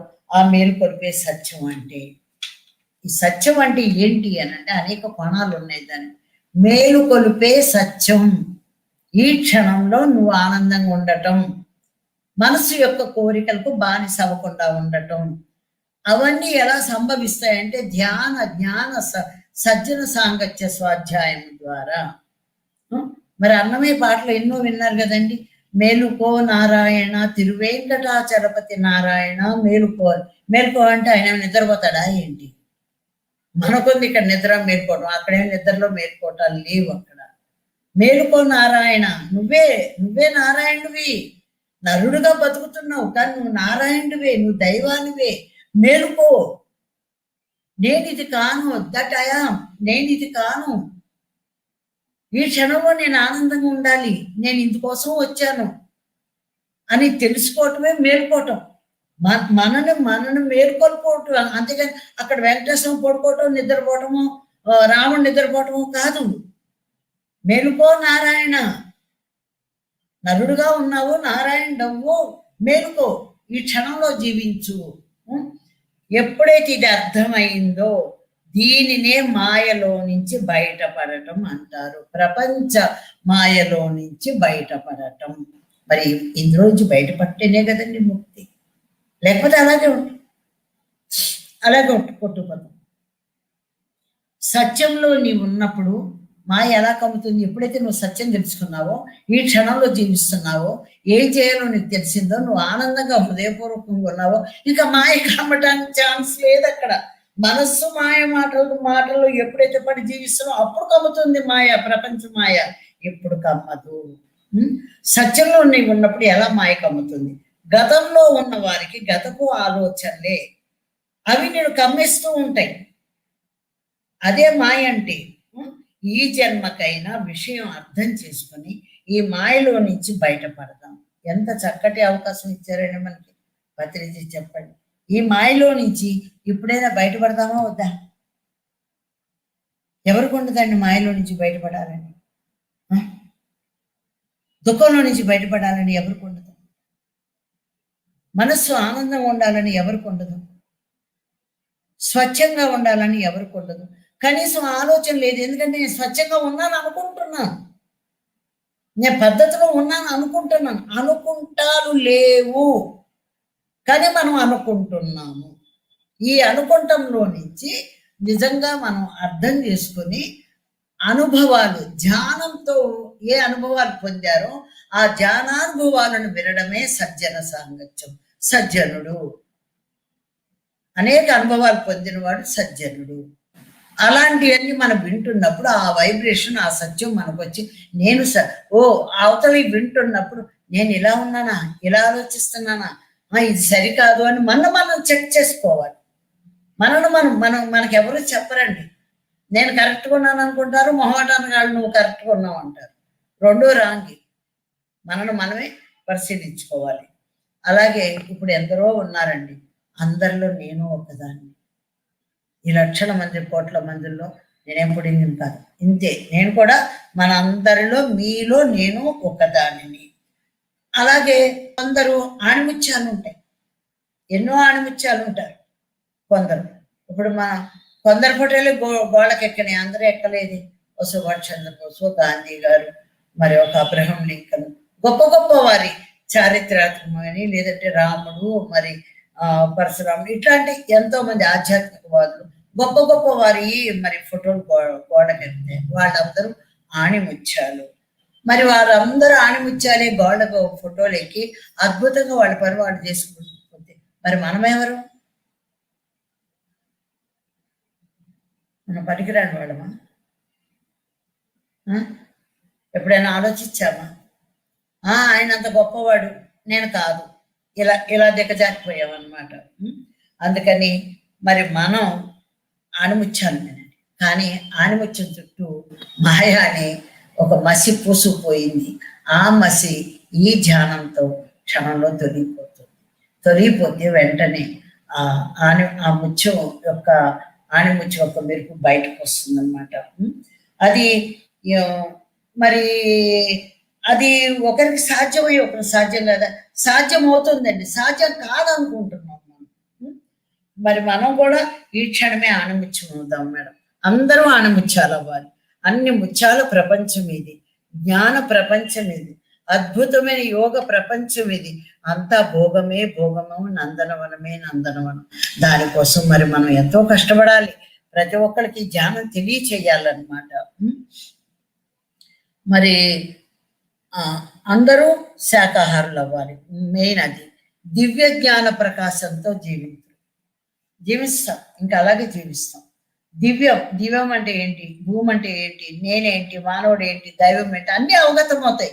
ఇది ఏదో పుస్తకాల్లో చదివో ఏదో చేసో ఒక సాధ్యం కాదండి. అర్థం అవటం, అవగాహన మనకు గుర్తుకొస్తుంది. నేను ఇంతటి వాడిని, నేను చేయగలను, నా లోపల ఇంత శక్తి ఉంది, నేను ఆనందంగా జీవించగలను. ప్రతి ఒక్కరిని ఆనందో బ్రహ్మ అన్నారు కానీ దుఃఖో బ్రహ్మ, జ్ఞానో బ్రహ్మ, ఇంకే బ్రహ్మ అన్నారు. ఇక్కడ కావాల్సింది ఆనందం. భూమి మీద మానవుడు ఆనందంగా బ్రతకటానికి వచ్చాడా, దుఃఖంతో ఏడుస్తూ కుళ్ళిపోతూ బ్రతకటానికి వచ్చాడా? అందుకని ఎందరో మహానుభావులు ఉన్నారండి. మహానుభావులందరికీ వందనాలు సమర్పించుకుంటున్నాను. ఎందరో ఉన్నారు, ఇప్పుడు మీలో ఎందరో మహానుభావులు ఉన్నారు. ఆ మహానుభావులందరూ మళ్ళీ తెరపైకి రావాలని కోరుకుంటున్నాను. మరి ఎందరో ఉన్నారు, పేర్లు చెప్పిన వాళ్ళు ఉన్నారు, చెప్పని వాళ్ళు ఉన్నారు. కానీ ఆ మహానుభావులు మేము కాము, మేము సామాన్యమైన వాళ్ళం, మాకు ఇది లభ్యం కాదు అనుకునే వాళ్ళు ఉంటారు. మరి వాళ్ళందరూ వాళ్ళకి ఏమీ తెలీదు, నాకేమీ తెలీదు. మరి ఏమీ తెలియని టైంలో ధ్యానం అందబట్టే ఇంత ఉందని నాకు తెలిసినప్పుడు ఎందరో ఉన్నారు. వారందరికి ఎవరు అంటే మరి కాని వారందరి కోసం వచ్చిందే పత్రిజీ అండి. వారి కోసమే పత్రిజీ వచ్చింది. అన్నీ తెలిసిన వాళ్ళకి, జీవించే విధానం ఉన్న వాళ్ళ కోసం పత్రిజీ రాలేదు. ఏమి తెలియని వారికి, అజ్ఞానంలో అల్లాడిపోతున్న ఆత్మలకి సహాయం చేయటం కోసమే భూమి మీద పత్రిజీ యొక్క ఆవిర్భావం. కాబట్టి మనకి అందరూ మహానుభావులను చేయడం కోసమే పత్రిజీ కంకణం కట్టుకుని వచ్చారు. మరి ఇప్పుడు నీవు కాలంలో ఎక్కడున్నావు అంటే ఏం చెప్పాలి? మనం 118 సంవత్సరాల ముందున్నాం. మరి ఇప్పుడు ఆ టైం మిషన్ ఇవన్నీ చూశాను కదండి. మరి 5th డైమెన్షన్లోకి ఎంటర్ అయింది, అదే నిదర్శన. ఇంత జ్ఞానం, అక్షరము కరాదు, ఎలా మాట్లాడాలో తెలీదు, ఏం తినాలో తెలీదు, ఏ సమయం ఏంటో తెలీదు. ఏదో ఆ ఎద్దు కింద గడ్డేస్తే తిన్నట్టు వండుకోవడం, తినడం, పడుకోవడం ఉంది. ఒక మాట చెప్తే కూడా బుర్రకెక్కలేనటువంటి మైండ్ ఈ జ్ఞానంతో నేనేంటి, నా శరీరం ఏంటి, యోగం ఏంటి, జీవశక్తి ఏంటి, ప్రాణశక్తి ఏంటి, 7 శరీరాలు ఏంటి, ఇహలోకం ఏంటి, పరలోకం ఏంటి, సూక్ష్మ శరీరయానం ఏంటి, ఎంతెంత జ్ఞానం ఉందో ఎలా తెలుసుకోగలిగాము అంటే ఈ జ్ఞానంలో ఉండే, ఈ ధ్యాన సాధనలో ఉండి ఈ అవగాహన శక్తి పెరగటం. డైరెక్ట్ శ్వాస మీద ధ్యాస పెట్టినప్పుడు ఆజ్ఞాచక్రం యాక్టివేషన్. ముందు మనకి ధ్యానంతో ఈ దిగువ చక్రాలతోటి పని ఉండదు. శ్వాస మార్గ ధ్యాసతోటి ఆజ్ఞాచక్రం యాక్టివేషన్ అవుతుంది. ఇక్కడ నుంచి ఒక నరం ఉంటుందండి, ఇక్కడికి ఈ బ్రెయిన్ దగ్గరికి అది ఉంటుంది. ఈ బ్రెయిన్లో ఎన్నో సెల్స్ డెడ్ అయిపోయి ఉన్నాయి, యాక్టివేషన్, బ్యాటరీ ఛార్జ్ లేవు. అందుకని ఒరి ముద్ద, నీ చదువు రాదు, నువ్వు పనికి రావు, ఇవన్నీ పెద్దవాళ్ళ ఆశీర్వాదాలు, తిట్లు. కానీ వీళ్ళకి ధ్యానం చెబుతాము. ఈ ధ్యానం వల్ల వాడిలో ఉండేటువంటి అంతర్గతమైన శక్తులు మేల్కొంటాయని ఎవరు చెప్పినా లేదు. పత్రిజీ వచ్చేదాకా ఎవరు చెప్పారు చెప్పండి? చెప్తే ప్రపంచం ఎలా ఉంటుంది? ఇలా ఎందుకు ఉంటుంది? ప్రతి సంస్థను ధ్యానం చేసుకో, నువ్వు దైవాన్ని, నువ్వు అద్భుతమైన వాడుగా అవుతావు అని ఎంకరేజ్మెంట్ ఎక్కడుంది? నువ్వు శిష్యుడివి, నేను గురువుని. ఎవరు గురువు? గురువు చెప్తారండి, కానీ సాధన మనం చేసుకోవాలి. పాఠం చెప్తారు టీచర్, కానీ ఇంటికి వచ్చి చదువుకోవాలి. ఈ మాత్రం జ్ఞానం కూడా తెలియలేదు. ఈ జ్ఞానం తెలియని వాళ్ళు గురువు ఎలా అవుతారు? ఒకరిని ఉద్ధరించడానికి దారి చూపించిన వాడు గురువు. ఏదో ఒక దారి చూపిస్తే ఆ దారి దాకా వాళ్ళు కరెక్ట్ అవుతారు తప్ప ఉన్నతమైన స్థితికి, తను తాను తెలుసుకునే స్థితికి వెళ్ళలేరండి. మరి ఇప్పుడు ఈ పిల్లలు వీళ్ళు ఎంత జ్ఞానంతో ఉంటారు చెప్పండి. ఇప్పుడు మనకి 5th డైమెన్షన్లోకి ఎంటర్ అయ్యిందంటే వాళ్ళు ఎలా ఉంటారనే నిదర్శన వాళ్ళ పిల్లలను చూస్తే అర్థమైపోతుంది. ప్రతి ఇంట్లో ఈ కరోనా టైంలో పిల్లలతో ఎంత ఇబ్బంది పడుతున్నారు పిల్లలు ఉన్న తల్లిదండ్రులు అందరికీ తెలుసు. వాళ్ళతో వాళ్ళ టాలెంట్ పెరిగిపోయి మనం మాయ చేద్దామన్నా మాయమవ్వరు. పైగా మన వాళ్ళు కొసలేస్తే వాళ్ళు మన మాయ చేస్తున్నారు, ఏం ఆన్సర్ చెప్పాలో కూడా తెలియకుండా ఉన్నారు. అంటే ఇది టైం, మనం టైమ్లెస్లో దాటిపోయాం, ఈ టైం దాటిపోయాం. అంత అద్భుతంగా వాళ్ళు ఉంటున్నారు. అయితే ఇక్కడ సూర్యోదయం మారలేదు, చంద్రోదయం మారలేదు, భూమి తిరగటం మారలేదు, ఏది మారలేదు. మారింది జ్ఞానం. ఆనాటి జ్ఞానం వేరు, ఈనాటి జ్ఞానం వేరు. ఈ మారిన జ్ఞానమే ఆత్మవంతమైన జీవితం. ఆత్మవత్ జీవితం ఎలా అని చాలా మందికి క్వశ్చన్ ఉంది. ఆ క్వశ్చన్కి ఆన్సర్ ఇది. ఆత్మవంతమైన జీవితం అంటే నువ్వు జ్ఞానవంతమై నువ్వు జీవించే జీవితం, నీకున్న దాంతో నువ్వు తృప్తి పడే జీవితం. 10 మంది కోసం నువ్వు చేసే, నా కోసం నేను బతికేదాన్ని. ఒక ఐస్ క్రీమ్ ఉందంటే ముందు నేను తినేయాలి, ఏదైనా ఉందంటే ముందు నాకు కావాలి, అంటే అన్నీ నాకు కావాలి, ఆ తర్వాత నా పిల్లలకు కావాలి, నా కుటుంబం. ఇప్పుడండి ప్రపంచానికి కావాలి. ప్రపంచం కోసం బతకటంలో ఉండే ఆనందం ఏంటో, ఇతరులకు సేవ చేయటంలో ఉండే ఆనందం ఏంటో నాకు పత్రిజీ నేర్పించారు. నేను సిద్ధపడి ఉన్నా, ప్రతి జ్ఞానాన్ని తీసుకోవడానికి సిద్ధపడి ఉన్నా. అలాగే అందరూ సిద్ధపడి ఉంటే అందరికి అందుతాయి. జ్ఞానం ఏ ఒక్కరి తాతగారి సొమ్ము కాదు, ఈ భూమి ఏ ఒక్కరి తాత సొమ్ము కాదు. ప్రతి ఒక్కరికి ఉంది హక్కు, ప్రతి ఒక్కరూ దీని మీద జీవించవచ్చు. ప్రతి ఒక్కరూ ఆత్మజ్ఞానులే ఆత్మవత్ జీవితం జీవించవచ్చు. మరి ఇక్కడ జ్ఞానం మారిపోయింది. మారిన తర్వాత నువ్వు ఇలా జీవించాలి. మాంసం తినకూడదని తెలిసిన తర్వాత ఇక నువ్వు తినవు, అంత జ్ఞానవంతమైన జీవితమే. ఒకరిని జడ్జి చేయకూడదని తెలిసిన తర్వాత ఇంక నీ నోటి నుంచి మాట రాదు. నేనెవరిని నువ్వు సాధన చేసుకున్న తర్వాత నీ విలువేంటో నీకు అర్థమవుతుంది. దీన్ని 10 మందికి ధ్యానం చెప్పడం ద్వారా పంచిపెట్టిన వాళ్ళం అవుతాం. ఇవన్నీ తెలిసి మనం జీవించటమే ఆత్మవత్ జీవితం. ఇంకా అంతకంటే ఏముందండి? అప్పుడు అజ్ఞాన జీవితం, ఇప్పుడు జ్ఞానవంతమైన జీవితం. మరి వస్తు ప్రామాణిక సూత్రం మీద ఆధారపడి ఉండకూడదు. ఈ ఇల్లు నాది, శరీరం నాది, అన్ని భ్రాంతి. ఇల్లు నాది అనే భ్రాంతి రాకొద్దంటే ఇల్లు వదిలిపెట్టాను మన. లేకపోతే నా ఇల్లు మీ పేరు మీద రాయమంటే రాస్తానా? వాస్తవం మాట్లాడుకున్నాం. ప్రజెంట్లో జరగవలసినవి, జరుగుతున్నవి మాట్లాడుకోవాలి.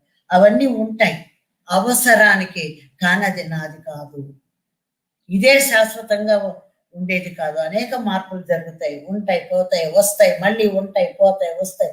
ఇలా జరుగుతూనే ఉంటుంది ప్రపంచం మార్పులకు తగ్గట్టు.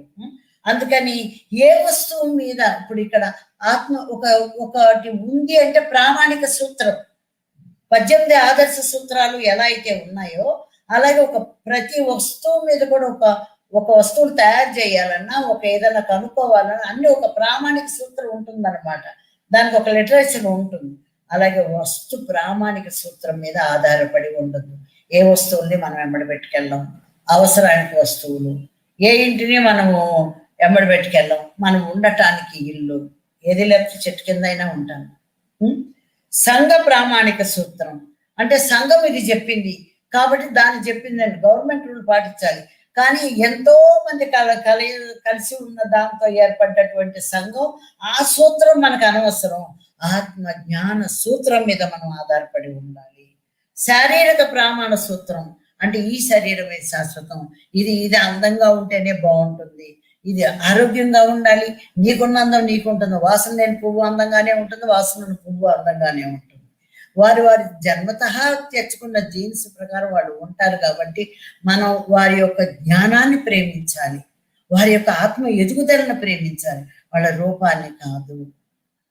అందమైనది ఆకర్షణ, జ్ఞానం నిలకడ, ఆ సత్యం కూడా అర్థమవుతుందండి ఇక్కడ. అందుకని ఈ శరీరం అనేది ఉండాలి, తినాలి, అనుభవించాలి, అన్నీ ఉంటాయి.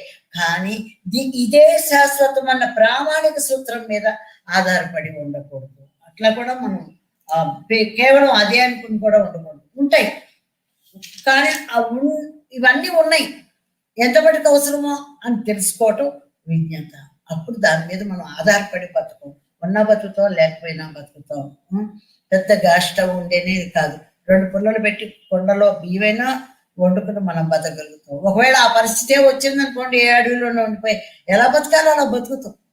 అంటే దేనికైనా సిద్ధపడి ఉంటాము. ఒకటి ఉంటేనే ఒకే దాని మీద నేను జీవితం సాగిస్తాను అన్న థాట్ను మనలోంచి తీసేయాలండి. అది ప్రామాణిక సూత్రం అండి అనమాట. మరి 24 గంటలు సక్రమంగా భూమి తనదైన శైలిలో తాను తిరుగుతున్నప్పుడు ఈ కాలం ఎలా ముందుకు సాగింది? ఇది నా ప్రశ్న. 2 రోజులు కొట్టుకున్నాను నేను. ఎలా 24 గంటలు భూమి తిరుగుతుంది? సూర్యుడు చుట్టూ తిరగడం సంవత్సరం పట్టింది. సూర్యుడు తన నవగ్రహాలను వేసుకుని మిల్కీ వే అంతా తిరిగి వస్తున్నాడే. ఇవేమీ మారలేదే, పగలు మారలేదే, రాత్రి మారలేదే. ఎట్లాగబ్బా ఇది ఎట్లా ముందుకు సాగింది? మళ్ళీ ఇది నా ప్రశ్న. ఒకప్పుడు నా జీవితమే వ్యర్థం అనుకున్నాను. కొన్ని సందర్భాల్లో సూసైడ్ కూడా చేసుకుందామన్న పరిస్థితి కూడా వచ్చినాయి. ఎందుకు వచ్చింది ఆ పరిస్థితి? నా జీవితం వ్యర్థమైపోయింది, పనికిరాంది అయిపోయింది. అప్పుడు ఇంక నేను బతికే లాభం ఏంటి? జీవితమే వ్యర్థం అయిపోయింది. కానీ అనుకున్నాను, అప్పుడు ఆ సమయంలో అనుకున్నాను. కానీ ఆ బుద్ధుడి యొక్క మైత్రేయ బుద్ధుడి యొక్క సందేశం ఎంతో ఓర్పుతో నన్ను భరించి, నీ జీవితం ఎప్పటికీ వ్యర్థం కాదు, ఎవ్వరి జీవితాల్లో కూడా అసలు ఏ బాధరా బందీ లేదు, ఉందని మనం అనుకుంటంలో ఉంది అని నన్ను మేలుకొల్పారు. ఆ మేలుకొల్పే తిరిగి నాకు బతకడానికి, ఈ భూమి మీద జీవించడానికి మళ్ళీ నాలో ఆ జీవశక్తి, ప్రాణశక్తి పుంజుతుంది. ఒకప్పుడు నా జీవితమే వ్యర్థం అనుకున్నాను, కానీ తర్వాత తెలిసింది ప్రతి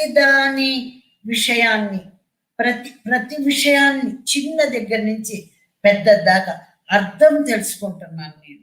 ఒక మనిషి ఎలా జీవిస్తున్నాడు, ఒక మోసగాడు ఎలా జీవిస్తున్నాడు, కొంతమందిని ఎలా నాశనం చేస్తున్నారు, కొంతమంది ఎలా సహాయం చేస్తున్నారు, కొంతమంది అసలు ఎవరు పట్టించుకోకుండా ఎలా ఉన్నారు, అసలు నేనేంటి, నాకు వచ్చిన ఒక సమస్య నేను ఎట్లా, అలా ప్రతి చిన్న విషయం నుంచే పెద్ద సమస్య దాకా ఆ సమస్య అది అవతల వాళ్ళ వైపు వస్తే ఎలా ఉంటుంది, నా వైపు ఉన్నప్పుడు నేను ఎలా ఉంటుంది అనేది నేను అర్థం చేసుకోవటం మొదలుపెట్టానండి.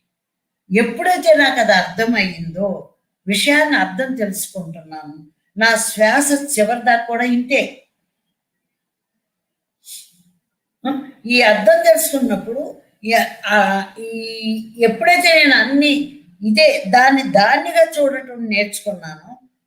ఇప్పుడు ఈ ఒక సెల్ ఉంది, ఈ సెల్ ఎలా ఉంది అంటే ఒక సెల్ లాగా ఉంది, దీంట్లో ఏమున్నాయో తెలుసుకోను, దానిగా చూస్తున్నాను. అలా కాకుండా నేను ఇంకొకలాగా దాన్ని చూడటం ఉన్నప్పుడు అప్పుడు అది అర్థం నేను బతుకైపోతుంది. అలాగే ప్రతిదీ చివరి దాకా కూడా అర్థం తెలుసుకుంటూ జీవిస్తున్నప్పుడు వ్యర్థం ఎలా అవుతుంది? అర్థం తెలుసుకోకుండా అప్పుడు బతికాం. ఇప్పుడు అర్థం తెలుసుకుంటున్నాం, నేనేంటో తెలుసుకుంటున్నాం, కుటుంబం ఏంటో తెలుసుకుంటున్నాం, వ్యక్తి ఏంటో తెలుసుకుంటున్నాం, ప్రతి వ్యక్తిలో ఈ ఆత్మస్వరూపం ఏంటో తెలుసుకుంటున్నాం, దైవం అంటే ఏంటో తెలుసుకుంటున్నాం. అలా ప్రతిదీ అసలు లాట్ ఆఫ్ ఎన్ని ఉన్నాయో చెప్పలేము.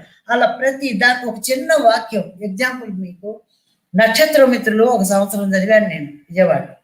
అయితే ఆ నక్షత్ర మిత్రులు నేను చెబుతాను అన్నప్పుడు బార్బరా మ్యార్సన్ తోటి నేను ధ్యానంలో మాట్లాడుకుని ఆవిడతో నేను చెప్తున్నప్పుడు మొట్టమొదట పుస్తకం పేజీ మొట్టమొదట హెడ్డింగ్ కాలాంతర దూతలు అని ఉంది. అవును, కాలాంతర దూతలు అంటే ఎవరు? ఏంటి అసలు హెడ్డింగ్ మీనింగ్ ఏ తెలియదు, నేను పుస్తకం ఏం చెప్తాను అని నా మీద నాకే డౌట్ వచ్చేసి ఎలా చెప్తాను అనుకున్నాను. అప్పుడు నేను బార్బరా మ్యాక్సిన్ నాతోటి మాట్లాడుతూ కళ్ళు మూసుకొని అసలు కాలాంతర దూతలు అంటే ఏంటి అని అంటే అప్పుడు యేసుక్రీస్తు వచ్చారండి. వచ్చి ఆయన చెప్పారు, కాలంలో ఇది దాటి వెళ్ళిపోయి ఉంటే కాలం ఉండదు, భూమి దాటి వెళ్ళామంటే కాలం ఉండదు, కానీ ఇక్కడ కాలం ఉంది. ఈ కాలంలో ఈ టైంలో ఈ శరీరంతో బ్రతికి జ్ఞానం తీసుకుని వాళ్ళు వాళ్ళ లోకాలకు వెళ్ళిపోయి మళ్ళీ తిరిగి జ్ఞానం చెప్పడానికి వచ్చిన వారిని కాలాంతర దూతలు అంటారు అని.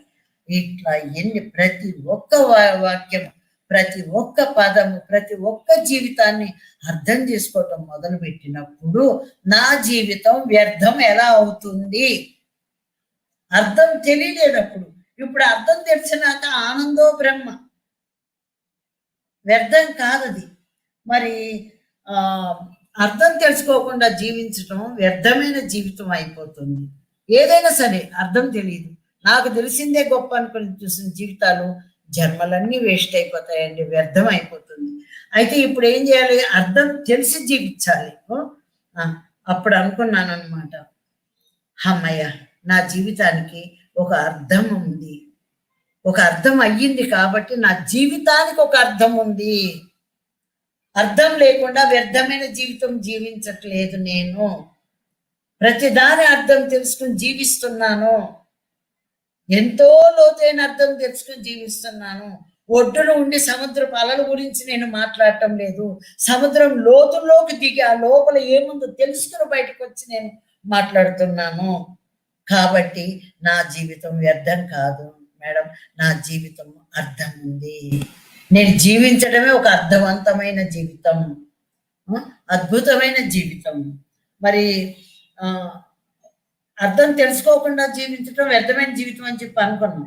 అయితే అందుకే పెద్దలు అంటారు చూడండి, అర్థరహితమైన జీవితం ఉపయోగమేమో.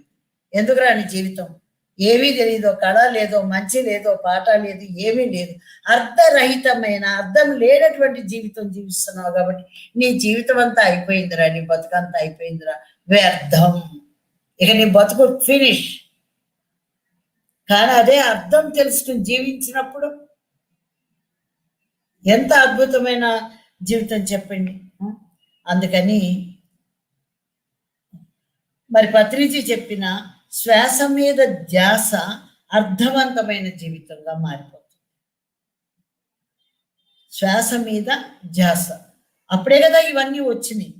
ఇప్పుడు అర్థవంతమైన జీవితం, ఇది శ్వాస లేనప్పుడు అర్థరహితమైన జీవితం. ఇప్పుడు చెప్పండి, మనం ఎవరి కోసం బతుకుతున్నాం, ఎందుకోసం బతుకుతున్నాం? అర్థరహితమైన జీవితం కోసమా, అర్థవంతమైన జీవితం కోసమా? ఆలోచించండి.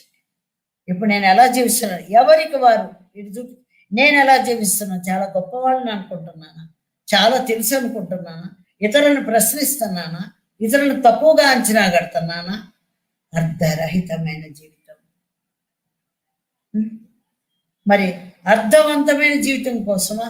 ఆలోచించండి, మీరే ఆలోచించుకోండి, ఇది ఎవరు చెప్పేది కాదు, మనం అందరూ ఆలోచించుకోవాల్సిన విషయం.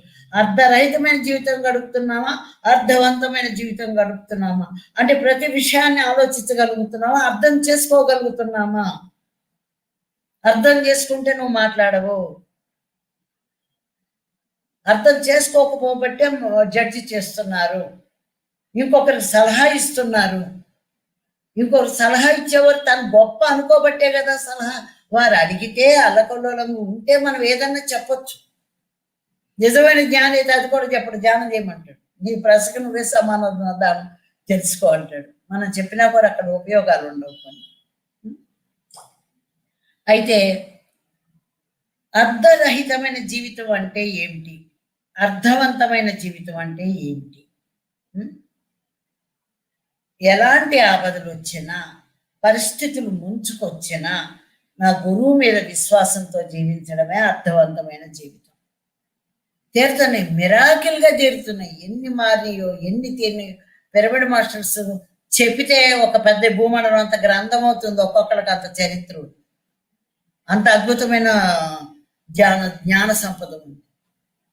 అంటే ఎప్పుడైతే ఎలాంటి పరిస్థితి వచ్చినా నా గురువు ఉన్నాడు, నేను ధ్యానం చేస్తున్నాను, దీంట్లో నుంచి నేను బయటపడగలను, ఎలాంటి సమస్య నుంచి అయినా బయటపడగలను అనుకోవటమే అర్థవంతమైన జీవితం.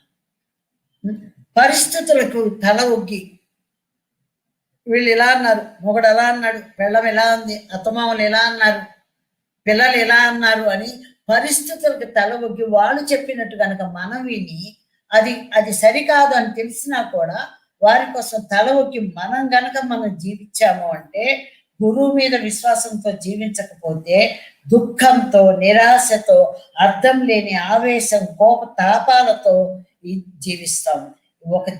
ఇది ఒక జీవితమా చెప్పండి? దుఃఖంతో జీవించే జీవితమా? అసూయతో జీవించేది ఒక జీవితమా? అర్థం లేని ఆవేశం, అర్థం ఉన్న ఆవేశం ఉందండోయ్. ఆవేశంలో 2 రకాలు ఉన్నాయి. అర్థం ఉన్న ఆవేశం ఉంది, అర్థం లేని ఆవేశం ఉంది. మరి అర్థం లేని ఆవేశం, కోప తాపాలతో అర్థం లేని జీవితం ఒక జీవితమా? దీనినే అర్ధరహిత జీవితం అంటారు. అర్ధరహిత జీవితం, అర్థవంతమైన జీవితము విశ్వాసంతో ఉండేది. కొండ వచ్చి ఢీ కొన్నా చలించకుండా ఉండటమే జ్ఞాని యొక్క లక్షణం. ఏదొచ్చి ఢీ కొన్నా సరే మనం చలించకూడదు. కొద్దిగా బాధ వస్తుంది, ఏం చేయాలని ఒక అయోమయం వస్తుంది ఒకప్పుడు. కానీ ఇప్పుడు ఏం చేయాలని అయోమయము లేదు, ఆ బాధ లేదు, దుఃఖము లేదు, కానీ కొంచెం ఆవేశం వస్తుంది.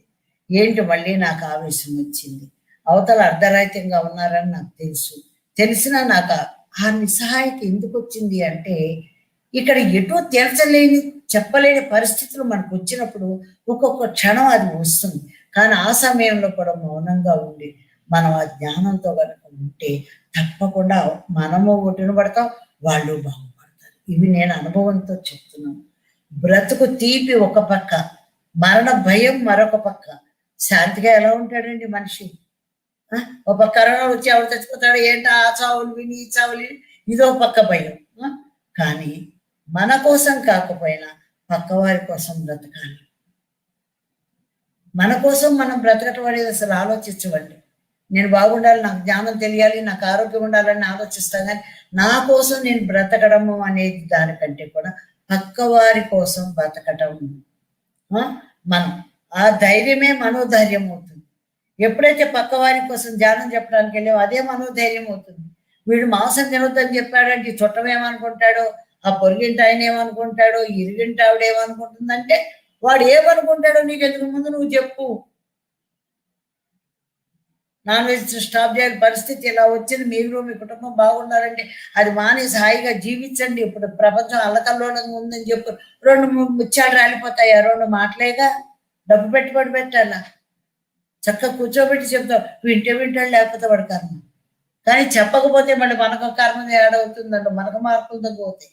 అందుకని చెప్పాలి. మరి అప్పుడు అది మనకు మనోధైర్యం ఇస్తుంది, మన వల్ల మన కుటుంబం కోరుకుంటుంది. ఎలాంటి విపత్కర పరిస్థితి అయినా సరే. అలాగే నీ వల్ల ప్రపంచమే సస్యశ్యామలం అవుతుంది. ఏ ఉద్దేశంతో ఆయన ప్రోగ్రామ్ ఇచ్చేసారండి మన కర్తల్లో, 2020, 2030, 2040 పరాల ప్రణాళికలో ఏమేం జరుగుతుందో మొత్తం లిటరేచర్ అక్కడ ఉంటుంది. చూసి వస్తే తెలిసి వస్తుంది ఏం జరుగుతుంది, అందులో మన పాత్ర ఏంటి, ఇప్పుడు మనం ఏం చెయ్యాలి. మనం చూడకపోతే గురువు చెప్పిన మాట వినాలి, తెలిస్తే మనం చేయాలి. అది మరి మన వల్ల మన కుటుంబం కోలుకుంటుంది. నువ్వు ధ్యానం చేయటం వల్ల, మనశ్శాంతిగా ఉండటం వల్ల, సత్యంలో నువ్వు జీవించటం వల్ల మన కుటుంబం మీరు కోలుకుంటుంది, ప్రపంచం కూడా సస్యశ్యామలం అవుతుంది. అయితే కానీ అసలు తిప్పలు ఎక్కడ వచ్చింది అంటే, అసలు తిప్పలంతా ఎక్కడ వచ్చింది, ఇవన్నీ ఎందుకు మనకు జరగట్లేదు అని అంటే, నిన్ను నీవు నమ్ముకోకపోవడం. నిన్ను నమ్ముకోట్లా, నీ మీదే నీకు నమ్మకం లేదా, ఇదంతా జరుగుతాయా, ఏదో అయిపోతుంది, ఇప్పుడు నేను ఏం చేయాలని చెప్పి నిన్ను నువ్వు నమ్ముకోవటం లేదు. మరి అలాగే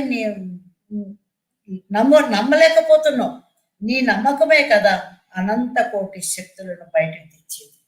నువ్వు ఎప్పుడైతే నేను విశ్వాసించుకున్నా, ధ్యానం చేస్తున్నా, నా కుటుంబం బాగుంటుంది, 10 మందికి చెప్తాను, వాళ్ళు బాగుంటారని, ఈ జ్ఞాన సజ్జన సాంగత్యం ద్వారా నువ్వు ఎట్లా అయితే డెవలప్ అవుతూ వెళుతున్నావో, అప్పుడే నువ్వు ఎప్పుడైతే ఇవన్నీ తీరుతాయి, ఇదంతా ప్రపంచం అంతా బాగుపడుతుంది. ప్రపంచంలో ఒక్కడు కూడా రేపటి నుంచి తర్వాత నాన్ వెజ్ తినేవాడు ఉండడు. ఈ 5వ లోకం యొక్క 5th డైమెన్షన్ లో ఏవైతే శక్తులు ఉన్నాయో, ఎలా అయితే జీవితం ఉందో అలా మేము జీవించగలుగుతాం. మా ఇష్యూని మేము పెంచుకోగలుగుతాం. ఈ శరీరంలోనే 1000 సంవత్సరాలు ఉండగలుగుతాం. నీ మీద నీకు నమ్మకం. ఆయన చెప్పారు. మేమన్నా అయ్యేదా అంటుంది ఒక ఇల్లాలు. ఇదంతా అయ్యే మాట కాదులేండి అని ఇంకొక ఇల్లాలు. అంటే నీ మీదే నీకు నమ్మకం లేదు. నీ అపనమ్మకం, నీ నమ్మకమే కదా అనంత కోటి శక్తులను బయటకు తెచ్చేది. నీ లోపల శక్తులు బయటకు ఎట్లా తెస్తాయంటే నీ నమ్మకం. నువ్వు ఒకటి నమ్మేవనుకో, నీ లోపల నుంచి శక్తి బయటకు వస్తుంది. అది సంకల్ప శక్తిగా మారుతుంది. అక్కడ పని అయి తీరుతుంది. నువ్వు నమ్మలేదనుకో, ఆ శక్తి లోపల పోయి శుభ్రంగా నిద్రపోతుంది. మనం బాగుండాలన్నా, కుటుంబం బాగుండాలని నమ్మకం ఉండాలని మీ మీద మీరు నమ్మకం పెట్టుకోండి. నీ అపనమ్మకం, నేను సామాన్యుడు అన్న నీ బలహీనత నిన్ను నీతో పాటు అందరినీ పడేస్తుంది. ఒక్కడ బలహీనపడి ఏడుస్తుంటే కుటుంబంలో అందరూ ఏడుస్తారు, డేలా పడిపోతారు. అదనమాట చలించని తత్వం ధ్యాన సాధనతోటే వస్తుంది. ఎలాగంటే మన లోపల పేర్కొన్న మలినాలన్నీ బయటికి విరజిమ్మే సమయం ఇది. Note this point madam, masters, my dear masters and my dear God's. మన లోపల పేరుకున్న మలినాలన్నీ, కొన్ని వేల లక్షల సంవత్సరాలైన పోనటువంటి మలినాలన్నీ బయటకు విరజమిపోయి నువ్వు దేవతా స్వరూపం అయ్యేటువంటి సమయం ఇది.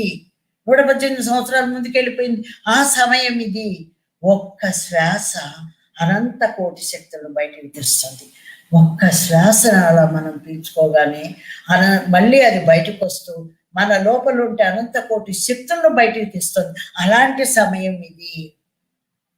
ఎలాంటి ప్రమాదం నుండి మనం బయటపడతాము? మనం అప్పుడు నీతో పాటు అందరూ అనంత విశ్వం కూడా బాగుపడుతుంది. ఇది నేను కళ్ళారా చూశాను, పొంగిపోయాను.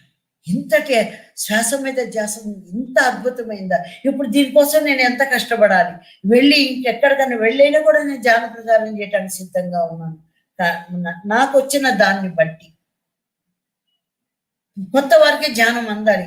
ఒక్కసారి ఒక్క శ్వాస కళ్ళు మూసుకుని ఒక 4 నిమిషాలు వాళ్ళ శ్వాస మీద ధ్యాస పెడితే ఆ మలినాలు మొత్తం బయటకు విరజిమ్మి అనంతమైన అటువంటి నీలో ఉండేటువంటి అద్భుత శక్తులు బయటకు తెచ్చి ఈ సమయాన్ని వృధా చేసుకుంటే ఇంతకంటే ఇంకా ఏ జన్మలు ఎత్తినప్పుడు ఉపయోగం లేదు. ఇది 1998 ధ్యానానికి వచ్చిన నేను వేరు, 2021కి ఉన్న నేను వేరు. ఇప్పుడు అసలు విషయం చెప్తాను. నీలో నుంచి వచ్చిన విషవాయువులను, నీలో విషవాయువులు ఉన్నాయి, ఆ విషవాయువులను అమృత గుళికలుగా మార్చేటువంటి టెక్నిక్ శ్వాస మీద ధ్యాస. నీలో విషవాయువు వస్తుంది. ఈ విషవాయువు ఎలా బయటకు వస్తుంది అని నేను అడిగిన ప్రశ్నకు ఎవరూ సమాధానం ఇవ్వరా. అంటే ఇవ్వలేదని నేను క్వశ్చన్ చేయట్లేదు, అర్థం అవ్వాలి, అది చూడగలగాలి, తెలుసుకోగలగాలి. మనలో ఆ విషం ఉంటుంది. ఇప్పుడు ఏ విషమన్నా మనలోకి వెళ్ళొచ్చు, కానీ నీ శ్వాస మీద ధ్యాస ఆ విషవాయువులను అమృత గుళికలుగా మార్చేస్తుంది. ఇంకప్పుడు ఇక వేరే ఏ విషయం మన ఏం చేస్తుంది? ఇది మారిపోతూ ఉంటే మరి ఇప్పుడు మనం ఎంతమందిని మనం రక్షించవచ్చు శ్వాస మీద ధ్యాస ద్వారా?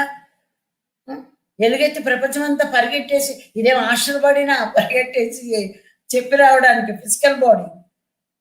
మరి ప్రతి ఒక్కళ్ళు తలుచుకుంటే, ప్రతి ఒక్కళ్ళు చేయగలిగితే చేయలేమా? ప్రపంచం మొత్తం చాలు, పెరబడి మాస్టర్లు చాలు, ప్రపంచం అంతా చేయగలుగుతారు. మరి దీనిని కాలమహిమ అన్నారు.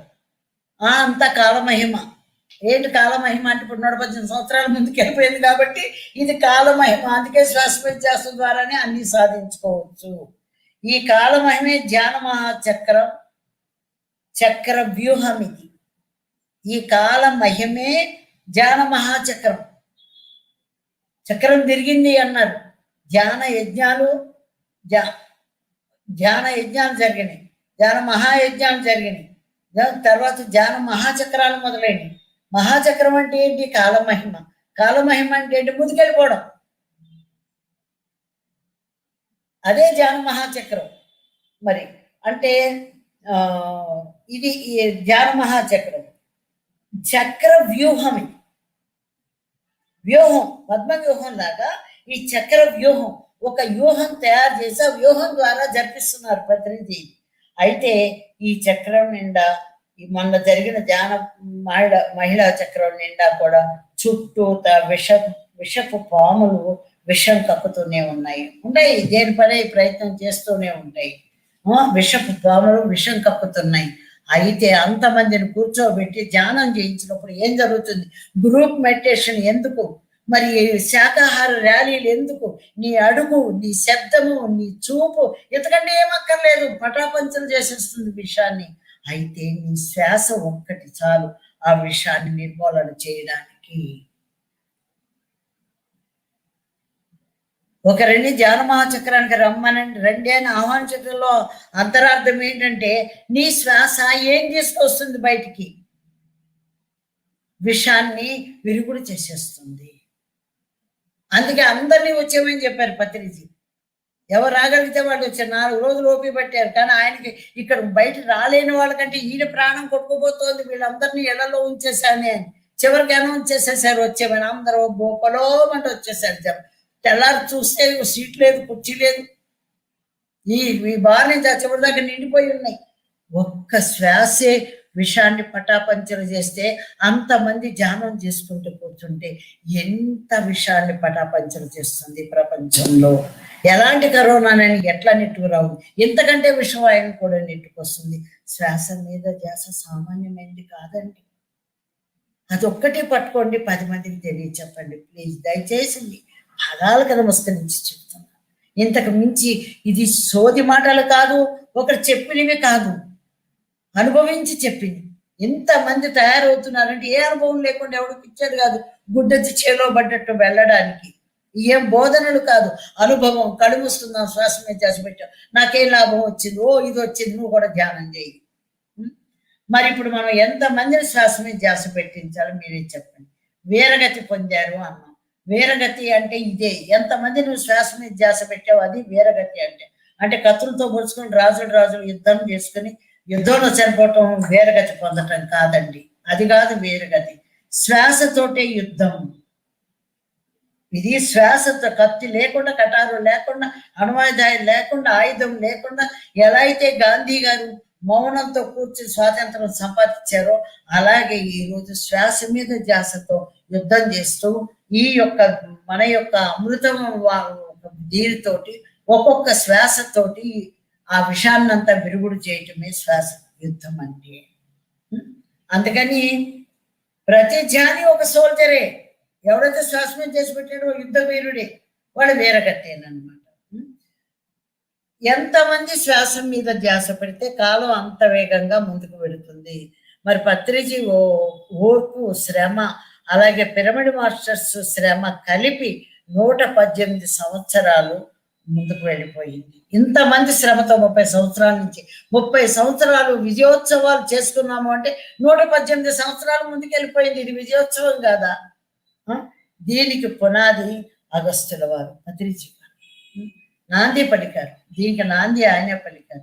అలాగే ఎంతో మంది మాస్టర్స్ కలిపి, పిరమిడ్ మాస్టర్స్, అగస్త్య మహామ ఋషి మండలం, ఆశ్రమ మాస్టర్స్ అందరూ కలిపి ఏకకాలంలో పనిచేస్తున్నారు. అక్కడ ఇక్కడ అక్కడ కూడా ఒకే కాలంలో పనిచేస్తున్నారు. ఇదే దేవరహస్యం. ఇలాంటి దేవరహస్యాలు ఎన్నో ఉన్నాయి. అయితే ఒక్కొక్కటిగా సమయాన్ని బట్టి ఇది చెప్పు అని వస్తేనే నేను ఈ దేవరహస్యాలు చెప్పడం జరిగింది. మై డియర్ గాడ్స్, మరి మనం కొంచెం ఒక 5 నిమిషాలు శ్వాస మీద ధ్యాస పెడతాం. దయచేసి కళ్ళు జోళ్ళు ఉన్న వాళ్ళు కళ్ళ జోడు తీసేయండి, వ్రేళ్లలో వ్రేళ్లు పెట్టుకోండి, పాదాలు 2 క్రాస్ చేసుకోండి, సుఖంగా కూర్చోండి. You are a soldier. మీరు, మనము అందరం కూడా మహాయుద్ధంలో ఉన్నాం. ఇప్పుడు ఈ ప్రపంచంలో అనాగరికత పోయి ఆధ్యాత్మికత నాగరికత కోసం, నాగరికత అంటే స్టైల్స్ ఇవి పురాతనవి ఇప్పటివి కావు. నేను ఆత్మనని తెలిసే ఆత్మవత్ జీవితం జీవించటమే నాగరికత. అనాగరికత అంటే ఆత్మ తెలియక నేను దేహాన్నని జీవించటం అనాగరికత.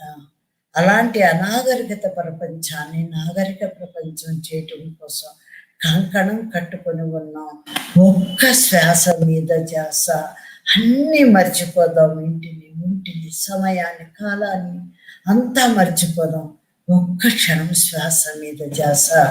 మీ ఒక్క శ్వాస లోపలికి తీసుకొని ఒక్క నిశ్వాస బయటకు వదలగానే మీలో ఉండే అనేకమైన విషయాలన్నీ బయటికి విరచిమ్మి అమృతమూర్తులైపోదురుగాక. హాయిగా ఆనందంతో జీవింతురుగాక. దుఃఖంతో, అర్థవంతమైన జీవితంతో, తెలిసి తెలియనటువంటి బతుకులతో, నిండా నూరేళ్ళు కూడా బతకలేనటువంటి రోగాలతో అర్ధాయుష్గా బతకడానికి వీల్లేదు ఇక మానవుడు. అది తెలియనప్పుడు ఇప్పుడు తెలుసుకున్న తర్వాత మనం, మనతో పాటు సంఘం, ప్రపంచం, అనంత విశ్వం, అనేకమైన భూములు కూడా హాయిగా వర్ధిల్లుగాక. మీ ఒక్క శ్వాస మీద ధ్యాసతో సుమ. ఒక్క శ్వాస, ఒక్క శ్వాస, శ్వాస మీద ధ్యాస, నిశ్వాస, మనం మన శ్వాస. అద్భుతమైన ఈ శ్వాస, దీనిని ఎవ్వరూ ఆపలేరు, ఎవ్వరూ పట్టుకోలేరు. నీ శ్వాస నీ ఇష్టం, నా శ్వాస నా ఇష్టం. నా ఇష్టాన్ని, మీ ఇష్టాన్ని ఎవ్వరూ కాదనలేరు.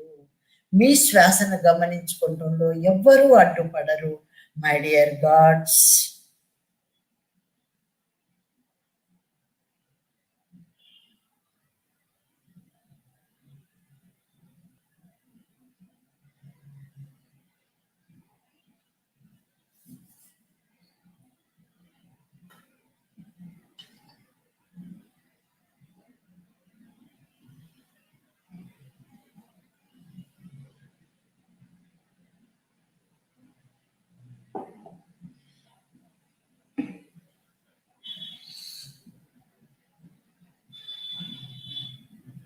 శ్వాస మీద ధ్యాస అది దేవరహస్యం.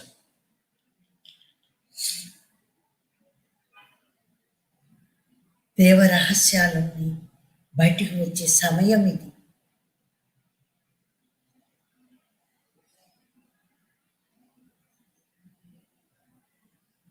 మనం అర్ధంతరంగా చావనవసరం లేదు. శ్వాస మీద ధ్యాస పెట్టండి. తోటి జీవని బ్రతకనివ్వండి. ఒక మనిషి తినవలసింది పళ్ళు, ఆహారం, పశువులని, జంతువులని కాదు. పశు జన్మ నుంచి దాటి మనిషి అయ్యాం, మనిషి నుంచి మానవుడయ్యాం, మానవుడి నుంచి దైవం అవుతున్నాం. నా దివ్య స్వరూపులారా, మీరు మీ శ్వాస, మీ ఆత్మావత్తైన జీవితం, అర్థవంతమైన జీవితం.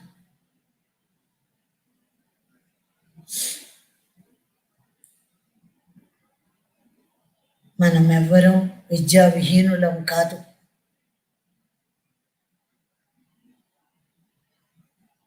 ఆత్మ ప్రయాణం మొదలు పెట్టామంటేనే, శ్వాస మీద ధ్యాస పెట్టామంటేనే విద్యలోకి ప్రావీణ్యం పొందుతూ ముందుకు వెళుతున్న వాళ్ళం.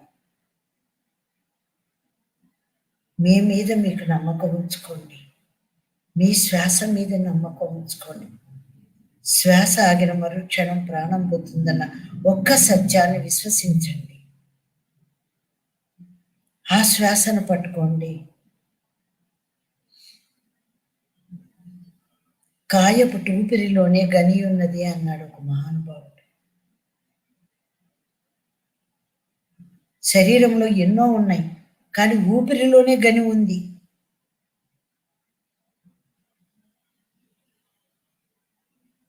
నటునిటు పరిగెడు శ్వాసను బట్టు.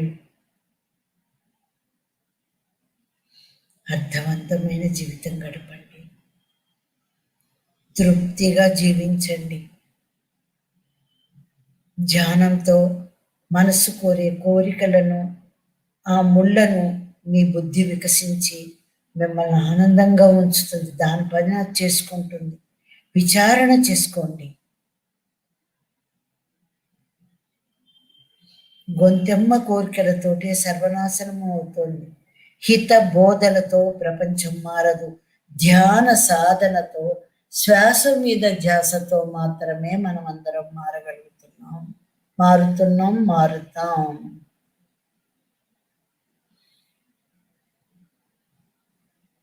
ప్రచండ వాయు యుద్ధం మొదలయ్యింది అంటే ఇదే. ప్రచండంగా కూర్చుని అందరూ ధ్యానం చేస్తున్నప్పుడు మన శ్వాస అనంతమైన శక్తులను బయటికి తీసుకొస్తున్నప్పుడు అది యుద్ధం కాదా? వాయు యుద్ధం.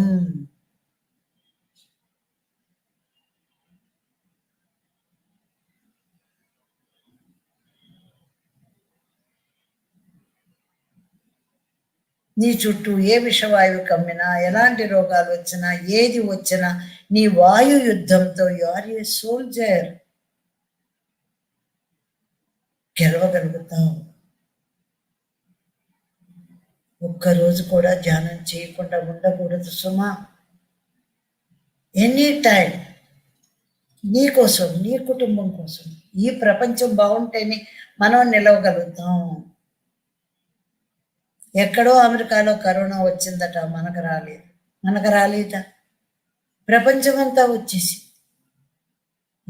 ఎలా దీని? అదే కాదు, ఏదైనా సరే ఆ ఒక్క పేరే కాదు, విషవాయువులు అమృత గుళికలుగా మార్చేటువంటి శ్వాసతో మనం యుద్ధం చేస్తున్నాం. శ్వాస మీద ధ్యాస. ఎన్ని శ్వాసలు విడుస్తున్నాం. ఒక్క శ్వాసే ఎంత అద్భుతమైన శక్తి ఉంటే, ఎంతసేపు నువ్వు ధ్యానం చేస్తే ఎన్ని శ్వాసలను నువ్వు గమనిస్తున్నావు, ఎన్ని శ్వాసలను వదులుతున్నావు. అది ముఖ్యం. మీతో మీరు కలిసి ఉండండి. మీ మిగతా జీవితం అంతా మామూలు. పిరమిడ్ స్పిరిచువల్ సొసైటీ శ్వాస మీద ధ్యాస చెప్పడంకు మాత్రమే ఉన్నది. జీవహింస చేయరాదు అన్నది ఆచరించి చూపించడానికే ఉంది.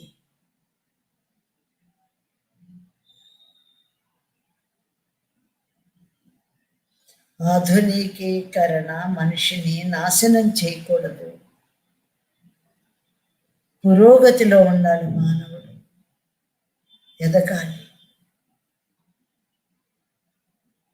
ముందు ముందు మనమే చూస్తాం అద్భుతమైన ప్రపంచాన్ని, అద్భుతమైన జీవితాన్ని, అద్భుతమైన నందనవనాల్ని, అద్భుతమైన ఆలోచనలు.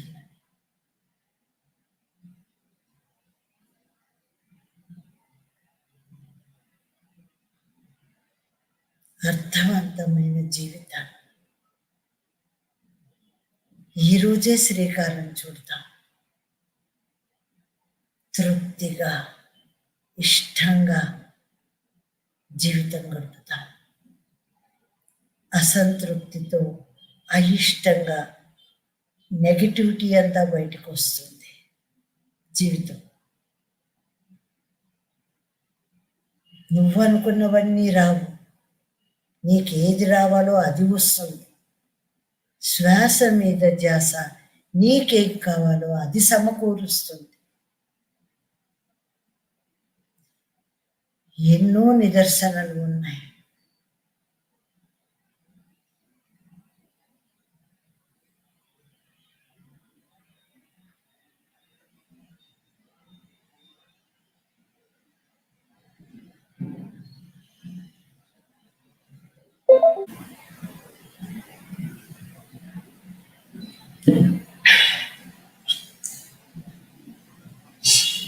ఇంకొక 2 నిమిషాలు మాత్రమే.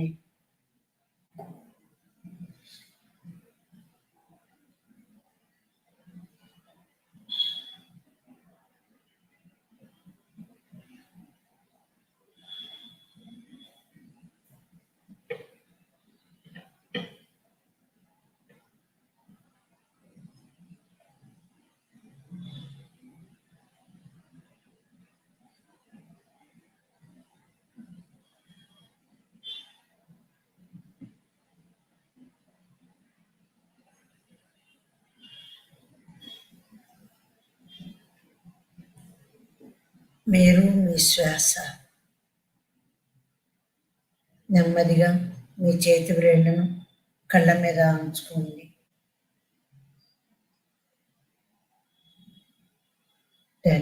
9, 8, 7, 6, 5, 4, 3, 2, 1, 0. నెమ్మదిగా చేతి వేళ్ళని తీసివేయండి. మనకు మనం క్లాప్స్ కొట్టుకుందాం. ఈ ప్రపంచానికి క్లాప్స్ కొడదాం. మన శ్వాసకి క్లాప్స్ కొడదాం.